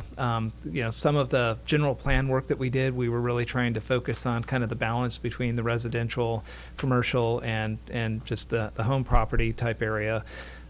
For me, I'm focused on data and math, and it had to do with the ratio. I would like to see the Planning Commission more thoroughly examine this ratio of 0.33 or whatever the ratio is as they're going forward and kind of look at this. This item has a very high hurdle. It requires 4/5, so 4 of us have to be on board with this. And for me, again, it's I think it was a 25 or 45 day 45 to allow us to get back to the Planning Commission to take a perspective. I would also say I'm very in tune with what you're saying. Is if I was throwing a ton of money at a project and I'm half in, and you've got all these planning assumptions that potentially could throw the economics of this off, I could see where you'd be really concerned about that. And yeah, please, yeah, feel free. I just want to address something. I deal with the city every day, and traffic is what it is. A lot of it's the school. But what I don't know that the council understands is the parking dynamics in that area. And because I drive by there, I look at it, and it is a concern. I mean, my son goes to Los Alamitos High School, and he's going to be driving next year, and it used to be our family business was there. He'd park there. He's not going to get that now. But that's where a lot of the parking is. There's some 4-hour, I believe, all along Chestnut, it's 4 hours. And then on the north side of Sausalito, it's also 4 hours. I don't want to pick a fight with anybody, but there are certain businesses that use that quite a bit. And I will tell you that In terms of the numbers, and that's why we're a little bit of a disadvantage here with not having everything submitted. But you know, in the city, a one-bedroom apartment requires two spaces, okay? We have some units on Howard Street, and I would say that every one-bedroom we have is a one-person, one-car deal, okay? Which means we're gonna have a lot of parking left over in this self-contained community. Okay, so that's kind of, it's a bigger point. I know that's probably something we should have a sit down and talk about, but the parking issues are not people overbuilding. It's kind of something that will work itself out. I mean, some of the businesses I think will end up probably figuring a different place just because it has to. If you want to have a walkable community, then there will be a parking issue, but it's not, this isn't, you know, that there was some, you know, Sausalito Walk was built and now we're going to have 50 units. I mean, the difference here too is that the Olson condos, Olson will build it. It's going to be a great project, but Olson's walking away, okay? And the residents there, who knows what they're going to put in their garage, right? We don't have that problem. We are going to have a business model on this that's going to stay here for a while. And the nice thing about it for the city is you guys can call me and not try to get a hold of somebody who lives off in wherever they live, and you know, so that's what I just want to address is a little of the dynamics. Okay. No, I appreciate that, and you know, I would just go one step further that you know, I personally, and we'll have to see where everybody's at, but I mean, for me to go to the Planning Commission to be able to work it out would be kind of a two-way workout. Like I said, I didn't put this on because I was focused on a property in play. I haven't seen I follow stuff going through the Planning Commission, and I haven't really seen anything or applications coming through. I know you're probably dealing with staff, and Rich is definitely closer. But the issue that I was wanting to get adjudicated was actually the ratio number. And I would think, too, that city staff, if we do end up passing something like this, that it should be a way to try to work with you, not against you, or to cancel the economics of this. And I would ask you very respectfully that if we do pass this tonight, to you know, look at it from a view of how far could I go and it could still be economically feasible. We're not trying to shut the door on a project that you've got a lot of, you know, your focus on. I'm really just trying to get to the ratio. I am concerned because we have had so many development projects unresidential in that area, and really us longer term, we don't want it to depend on personal relationships to maintain and govern this. We really need it to be mechanical, and I think that's really what I was trying to go for. So that was why I supported this with Councilmember Murphy. I'm going to go ahead and open it up back to the council. Who would like to make a comment next? I'll start. Yeah. So I wanted to bring the focus off of that development or that area, and I'll switch my focus over to Apartment Row. We've had a lot of development there, a lot of single homes going to 5 units, 2 units going to 5 units, and down Farquhar, there's no place to park. We're maxed out. Down Howard and Green, every time I go down there at night, there's no guest parking, so people just put on their hazards and they block the street and they just wave you around. So this is a citywide problem. Down Farquhar, you'll see the overflow parking in the Vaughn's parking lot over by the Bank of America. You'll see it in Cottonwood Park. You'll see it at the baseball fields because there is no more room for parking. You know, it's very rare that a one-bedroom apartment has 1 car. We're a family of 4. We have 4 cars. You know, 2 are in the driveway and 2 are on the street. So we need to address that somehow. And I'm in favor of this just because it gives us a little bit of a timeout to go and really examine what we want to look like as a city for future developments, not just one development. And I think Apartment Row is a prime example of where are we going to put all these cars? We're just absolutely out of room, and the aging homes are going to get redeveloped, and they're going to come for 4 and 5 units as they have been. I think almost every month we've been talking about one of those down on Farquhar. So I have no problem, you know, having the Planning Commission look in this in more detail, coming up with some sort of ratio, not to pick on any one development, but just overall as a city, how are we going to address people have 4 and 5 cars in a single home now. It's not back in the 40s where it was 1 family, 1 car, and no problem. So those are my comments on that. Great. Councilmember Chirko. Sure. I just want to say, Mr. Collins, Mr. Slimmer, Mr. Felix, I understand where you're coming from, and you made great presentations focused on your project. But as Councilmember Hasselbrink mentioned, our focus is really on the future of the city and development of the city and addressing our residents' concerns. One of the main concerns being congestion and traffic and parking. And I drive around the city and I notice the parking issue we have. We've got a big parking issue. I understand where you're coming from and your perspective, having spent so much time on your project, and I feel for that. But again, I think our concern is trying to address the parking issue long term, and I agree that maybe taking a time out for the Planning Commission to evaluate this is a good idea. Great. Thank you, Mayor Pro Tem. Thank you. I do have some questions for Mr. Felix, if you wouldn't mind. And I heard you say 109 units. I think you're the one that said, right? 109? Now, a mix of 1 bedroom, 2 bedroom, 3 bedrooms? That's correct. And then about how many 1 bedrooms? Let me get. Okay. And this, the way that this urgency ordinance is written right now, that means 36 guest parking, correct? Doing the math, 109 times 0.33. The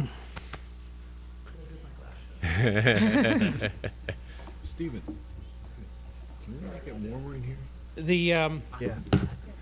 Different cities do it different ways, and we're in many different cities. Understand, in Southern California. But right now, I think 109 units with this ordinance, the urgency ordinance, way it's kind of drafted, it would mean that you would have to have 36 spaces, correct? Well, 36 additional spaces. I understand. Okay. Yes, additional on top of. And the only way that could happen is by a major reduction of the total unit count. But okay, so I understand. Okay, but you're getting ahead of me. So right now, if you have a 1 bedroom unit, you have to have 2 spaces per the current ordinance. How many 1 bedroom units do you have? We have 28. 28. So okay, conceivably now, if there were affordable housing units, you'd only require 1 space per 1 bedroom. I'm not suggesting you go there. That's our requirement in the code. Yeah. Affordable housing units. A studio requires 1. A 1 bedroom requires 1. Just the way that it's written, I think it's an incentive, right? But well, yes and no. That doesn't change the operational aspects of the community at all. No, I understand. Yeah.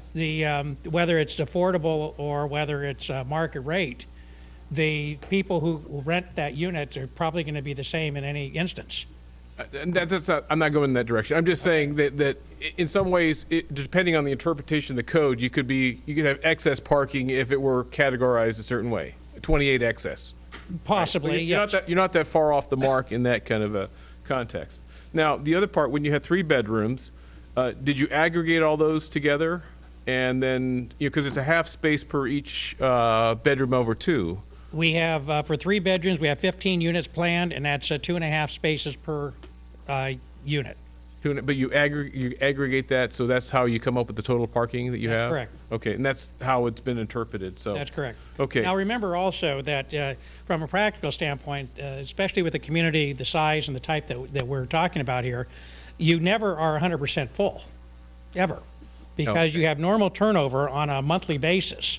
And it's considered to be 100% full from an operational standpoint at 95%.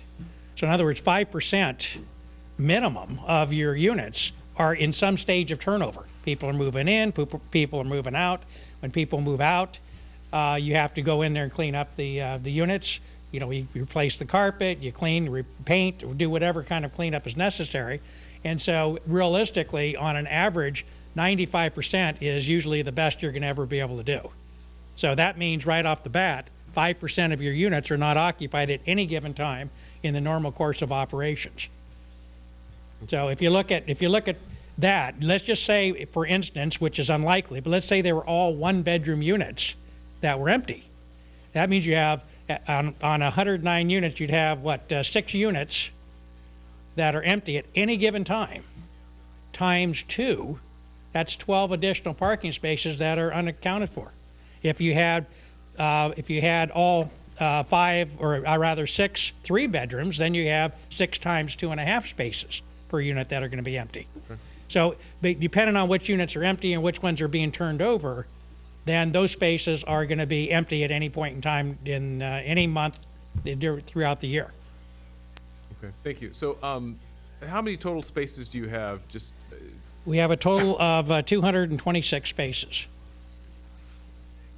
And then if this ordinance were to be enacted and imposed, you'd have to come up with 35 more spaces somehow. 36, actually. 36, I'm sorry. And yeah. based upon that, we've estimated we would lose as many as 20 parking spaces, or 20 units.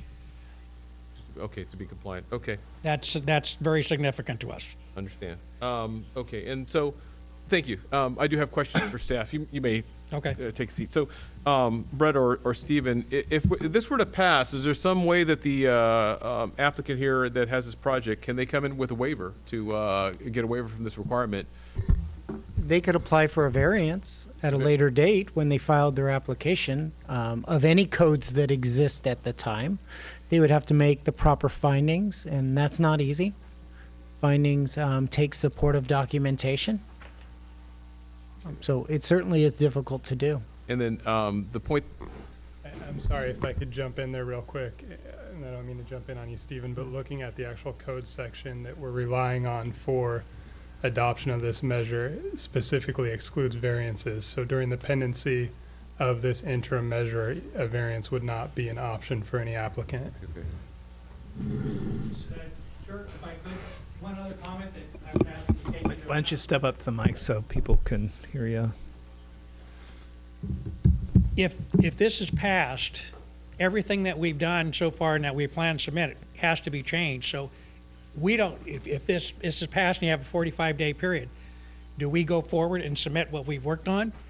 Do we wait? Because if we go ahead and forward to the city what we've worked on and submit, and then your ordinance passes, it doesn't count anymore. We literally have to take that, throw it away, and start all over. So this ordinance discussion tonight puts us in a limbo at a point in time when we're 85% ready for the submittal. Mm-hmm. And it's a major hardship, major cost to us. And again, we've already sat down with staff, the Development Services Group, went through, discussed our property, we talked about it in detail, we got very positive feedback, and then we started down that process. And remember, everything you do in the development is sequential. So once we got positive feedback from the staff, then we proceeded to start working on the refinement of the civil engineering and then all the other components that take place. You can't do this part until this part's done. So this is done, and then this could be done, and then this could be done, and then this could be done. So if that changes, if the initial concept changes in terms of the parking, everything else goes away. So it's a major issue for us, and if it wasn't for the traffic, we'd be submitting in about a week and a half. The traffic, again, which is out of our control, we've already paid the city to go forward. The traffic engineer has been hired, and because of the holidays, they can't be done with that report until I think it's February 9th is what the anticipated date is, although we're trying to push them to get it done before that. But we don't know if that's going to be possible. Okay. Okay, thank you. So I guess another question, not for you, for staff. So you may sit down, Mr. Felix. Thank you. Okay. So is there any way to do a carve-out for a particular parcel in this ordinance? This is enacted as a legislative measure that would be broadly applicable to all properties within the R3 and R2. The only way to make an exception would be to make that exception effectively available to everyone, meaning you would push back the date. So you can identify a specific parcel that would not fall within its purview. The date of enforcement would be sometime in the future. Is that what you're saying? Yeah, if you, for whatever reason, if you did not want to take a vote this evening, you could come back at a future date with the same action, and that potentially could allow folks to get applications on file. But short of that, you can't carve out a specific property from the effects of the ordinance. So, thank you. So back to my colleagues here. You know, I understand the concern, the issue, and I'll be really honest. The method in which you are allowed to aggregate parking per dwelling unit, it bothers me greatly, because if you did not have that ability, you would not have designed the project the way you did, and you would have either far more than 226 spaces, or you'd have a different composition of housing. So I think that, you know, to me, you know, Mayor and, you know, colleagues, if we follow a real rigorous interpretation of our parking standard, we wouldn't be in this pickle. So, you know, I'm not going to support the urgency ordinance. I think there's a lot of enforcement we could do without the ordinance, and I think there's just some horses that have left the barn already, and they're pretty much poking their nose out of it, and I'm just not going to support this. So with that, I'll turn it back to you. Great, thank you. Councilmember. I just had one more question for the applicant. How many guest parking spots do you have now in the design? Well, technically, we don't have. Sorry. Yeah, sorry about that. The way the code is written, and different cities do it different ways. The way your code is written is you don't specifically identify guest spaces. You have a certain requirement, a certain number of spaces per type of unit. In a lot of cities we deal with, instead of having 2 parking spaces for a 1-bedroom, they might require 1.5 or 1 3/4, something like that. And then what that does is the breakdown is simply a total of how many spaces per type of unit, and the guest parking is usually included in the unit count, just as you have right here. So if you have a requirement for 2 parking spaces for a 1-bedroom, that usually includes the guest parking. There are some cities that would do it different, where they might show, like I said, 1.5, and then they have a separate guest parking of a half space or a quarter space per unit. So it's just broken up differently. It's really the same end result, but it's just broken up differently. I don't know if I was clear on that. No, that's fine. Okay. Thank you. Yeah. Okay. So we're going to see here in a moment if, unless there's any other comments, if we where we're at vote-wise on this. But you know, I guess I would just say, you know, it's kind of a shared sense that we're both at the cliff, right? You guys are at the cliff financially, like I've said, and I totally appreciate. And I think for us, we are sitting on one of the last developments that is going to happen that's right in harm's way. And so if, you know, the community's expecting us to do something about parking and traffic, this would be one of those points that we would be able to do something if we had the courage to do that, and we could work with you.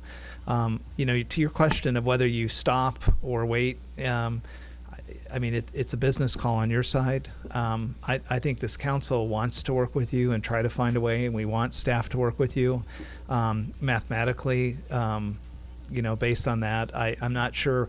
I know Councilmember Kusumoto or Mayor Pro Tem Kusumoto talked about there's other ways to doing that, and I don't know if, you know, just to be very frank or direct, as he always says, I don't know if that means that when you actually submit your application, we let the Planning Commission do what they've been doing lately, which is bruise up the folks coming through there to go on very specific things. It may have a similar reaction to what you're about ready to potentially go through here.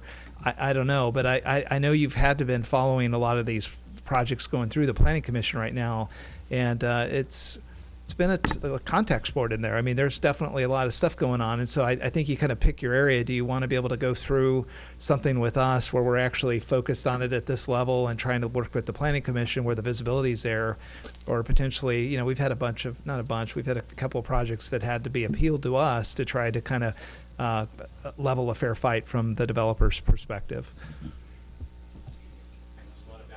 Sure. And this is kind of why we wanted to have the process play out in the Planning Commission.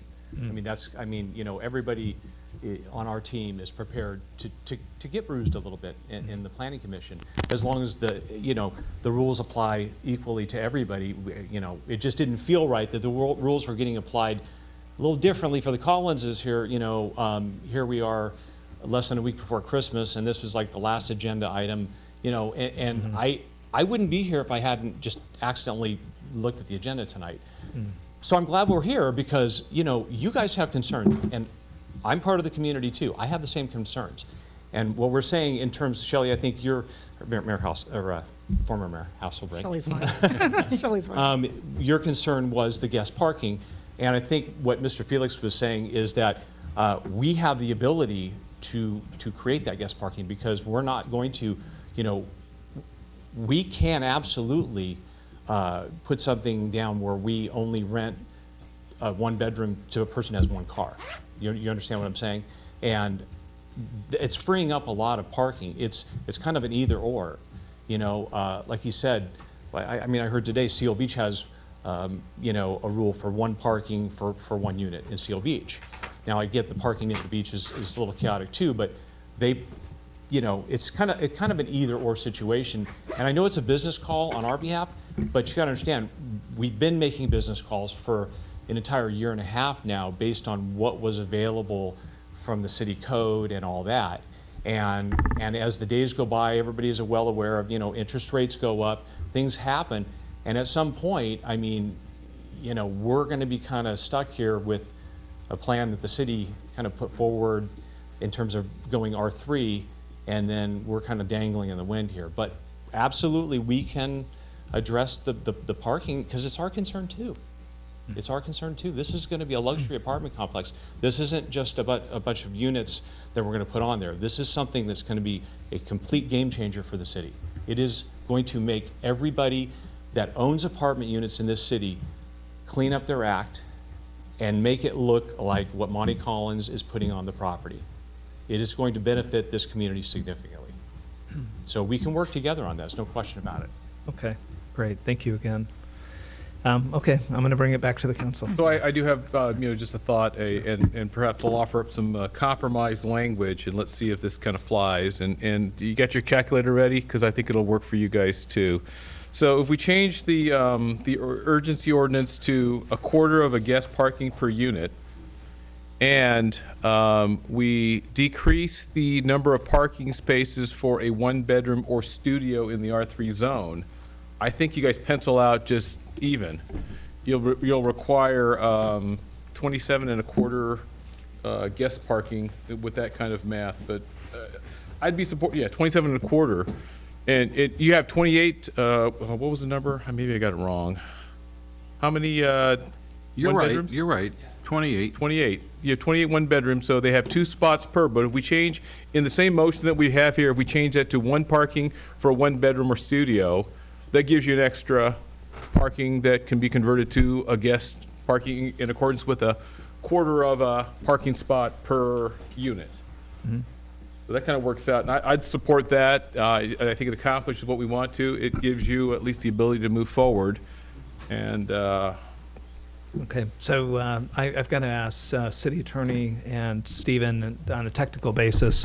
When you look at something like that, that is a variance or a change to what we've had to do with everybody else. So, you know, equally, and again, I love, you know, this is the numbers guy. May not work. But or it may work, but I mean, part of the moratorium is to find that type of solution, right? I mean, I'm nervous because we've got other items pending that if we do something that works like that, we may have opened up another problem with some of the other projects. So can you guys kind of give me a perspective technically and legally?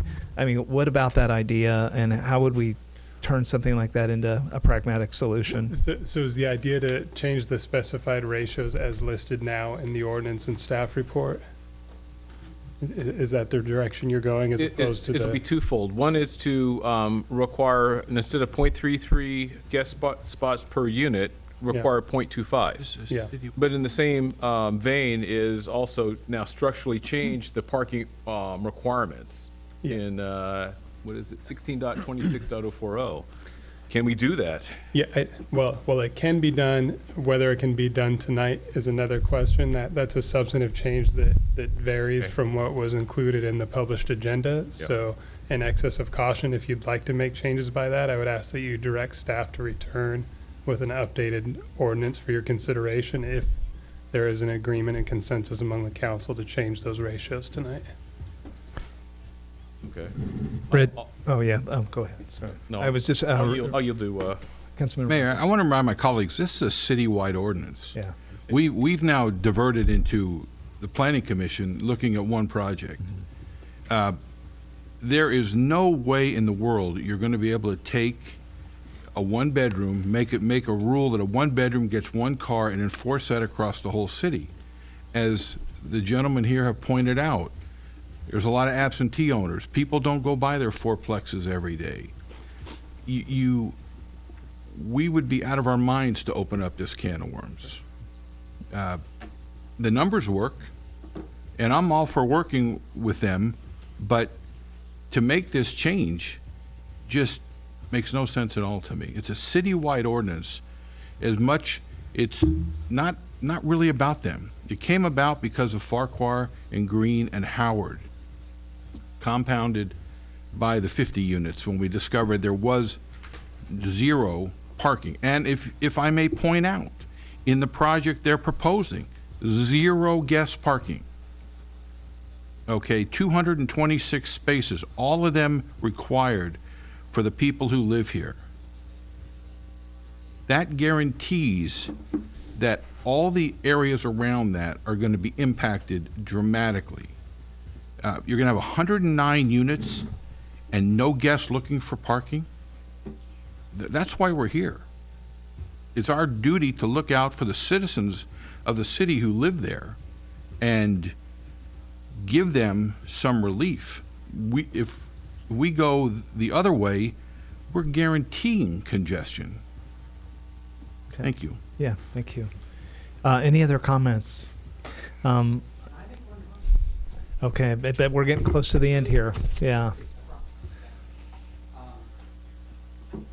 You know, everybody's saying this is a citywide ordinance, and it would be, but clearly the impact is going to happen to our project. I mean, anybody can spin it the way they want to, but it's going to impact our project. There aren't a bunch of new 4 units going in over here that are going to need a half of guest parking or whatever. It's not going to happen that way. This is the one that's going to be impacted, okay? I'm going to say this respectfully, but there's a city councilman that lives really close to that unit and is directly impacted by this. And I would question whether he should be involved in this vote. And I named Councilman Murphy. I mean, I'm respecting you, sir. I'm just saying, you even brought up, it's this unit that you're focused on too, so. No, I did not, sir. Brought up, I'm not going to argue with it. Yeah, Okay, so well, no, I don't wanna argue. your comments noted, so we're getting to the end here, so Councilmember. No, I just want to respond. I don't care about this area over here. That's not where I live. I care about the apartments, and there are a lot of developments going over on Farquhar, Green, and Howard that we have to look out for, that I get stopped on. And so we just need to get a handle on this citywide. We haven't even seen your project. It hasn't been brought before us. So this is not about singling out. Nowhere in here does it talk about singling out. We're making a citywide decision of how this affects all of the streets, not just that one area. Alrighty, I'll tell you what, I'm going to call for the question, so we're going to go ahead and advance this to a vote. So I'm going to look for a motion for support or against this recommendation. I'm going to make a motion that we accept the staff's recommendation to enforce, to require a minimum of 0.33 unassigned guest parking per unit. Okay, I'll second that motion and advance it to one last discussion. Anybody have any other comments? Okay, it's a roll call vote since it's 4/5 required. Wendy, would you mind? Mayor Edgar. Aye. Mayor Pro Tem Kusamoto. No. Councilmember Turco. Aye. Councilmember Councilmember Hasselbrink. Aye. Councilmember Murphy. Aye. All right. The item passed. Okay, we're going to move on to the next item.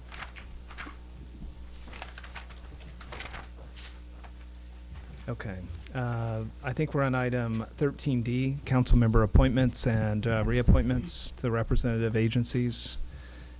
Staff report. City Clerk Wendy Quintanar will do the staff report on this. Okay. This is an annual item that traditionally follows a city council reorganization. The city council can review its current appointments and consider new appointments and reappointments to various agencies and boards, as well as ad hoc committees. In the past, council has opted to go through the list item by item, and then I will read the list towards the end, and then we'll have a motion and a second to approve the appointees all at once. Yeah. Available for questions.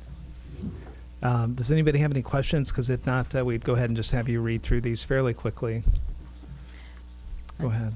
Okay, so we have Orange County Fire Authority. Currently, it's Councilmember Hasselbrink. and there's no alternate for OCFA per their guidelines. You still want to serve on that? Yeah, I'm Okay. I pretty think entrenched in everybody's, that. yeah, yes, you are. And everybody's okay with that? Okay, let's keep going. Okay, Orange County Sanitation District. Currently, we have Murphy and Kusamoto. Are you guys satisfied? Yeah, so everybody's good with that next one? Okay, we have Orange County Mosquito and Vector Control District. Currently, it's Councilmember Kusamoto, and you also need to appoint for a 2 or 4 year term. Well, I'll offer it up. Is that something you might be interested in, Mark, to attend this? Sure, I'd be interested, unless your preference is to stay on. No, if it'd be a good experience to get to know some of the other elected. So if that's something you're able to do, it meets at 3 o'clock on the third Thursday of the month. So that's kind of in the middle of the afternoon. Yeah, that's not a problem. Okay, I'd be happy to yield to you. Oh, okay, thank you. Okay, would you like a 2 or 4 year term? 2. 2. I would recommend 2. Okay, I'll do 2. Okay, so we have Councilmember Turco for a 2 year term. Yes. And League of California Cities State Division is usually the mayor and mayor pro tem. So it'll be Edgar and Kusamoto. Yeah, we'll go ahead and stick with that. Okay. City selection is usually the same. Yep. It's going to be Edgar and Kusamoto. Okay. Orange County Library Advisory Board, we, Councilmember Wilson's, so that's vacant, and the alternate is Councilmember Murphy. So, Councilmember Turco. He's got this is like a boot camp initiation. I could say you would pass on it if you'd like, but most of us started there. I'd be happy. Okay. You can't break tradition. Yeah. Okay. For Westcom, we have a vacancy, and Councilmember Murphy. Anybody interested in serving on that? I'd be happy to do that one. Okay, great. Thank you. Okay, so we have Warren and Councilmember Murphy for Westcom. Yep. And then moving on to the city's ad hoc committees, we have the Budget Standing Committee. Currently, it's Councilmember Murphy and a vacancy. I'd be happy to participate. Okay, can I ask too, I guess I'm also kind of interested if you know, the beginning when you first got on, I know Rich and I kind of hogged that space, but I was also hoping at some point you would have an interest. I would definitely be interested in, it's kind of what I do for a living and on OCFA and everything, so I would definitely be interested. I didn't know what your I've done it every year. I'm happy to, give somebody else a try. There we go, 2 newbies. It's a very powerful spot. And I think it should be rotated around because, when you're there, stuff you see, if you don't like it, nobody else sees it, put that bluntly. So it's good to get other voices on there. Okay, no, I'd be happy to. I'm volunteering, but if you want to stay. Yeah, and I would say to both of you guys, for Rich and I and Warren, if you guys need help or questions, I guess you couldn't talk to us really with the Brown Act too much there, but yeah, because it's definitely, like Rich said, I'm always amazed of how, once stuff comes out of there, it's got a pretty good possibility of going through. So it's a good crash course, and this will be a big year, too, with the pension problem. Okay, good. Okay, so Budget Standing Committee will be Councilmember Hasselbrink and Councilmember Turco. Yep. Then we have upgrading and relocating the Civic Center complex, and which is currently Councilmember Kusamoto and a vacancy. I don't know if we need this one. I think we can recommend it back. I'm with you. Yeah. Can we just go dark on this one and at this point? Until we need to reconstitute. Okay, go dark and then consider it another time if the council wants it. Okay. And then City Attorney Selection Ad Hoc Committee is also complete. Yeah. And we have the Zoning Code Update Committee. This is when we need another member. Yes, it's currently Councilmember Kusamoto and a vacancy. Anybody have any interest in the in that committee? Municipal code reading, probably up your alley. Sure. Yeah, it'll balance off the library board. You don't work, do you? Yeah. In all fairness, though, Councilmember Turco, you definitely, we're not trying to push you on that. If you think, are you okay with that? I'm okay with it. Okay. Yeah. Okay. We'll see how it goes. I gave you a second chance there, so. So Okay. then we'll just need a motion and a second to approve the list as stated, to adopt resolution 2017-30 for the OCFA representative and to authorize the city clerk to post Form 806 on the website. Okay. Can I get a motion for the slate? A motion. Second. Okay. All in favor, say aye. Aye. No Do we need a opposition. resolution for fire? We do. It's part of the motion. Okay. Okay.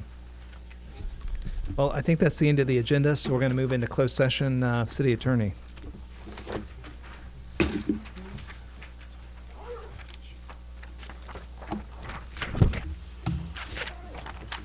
Thank you, Mayor. City Council will now adjourn into closed session under Government Code 54956.9, anticipated litigation.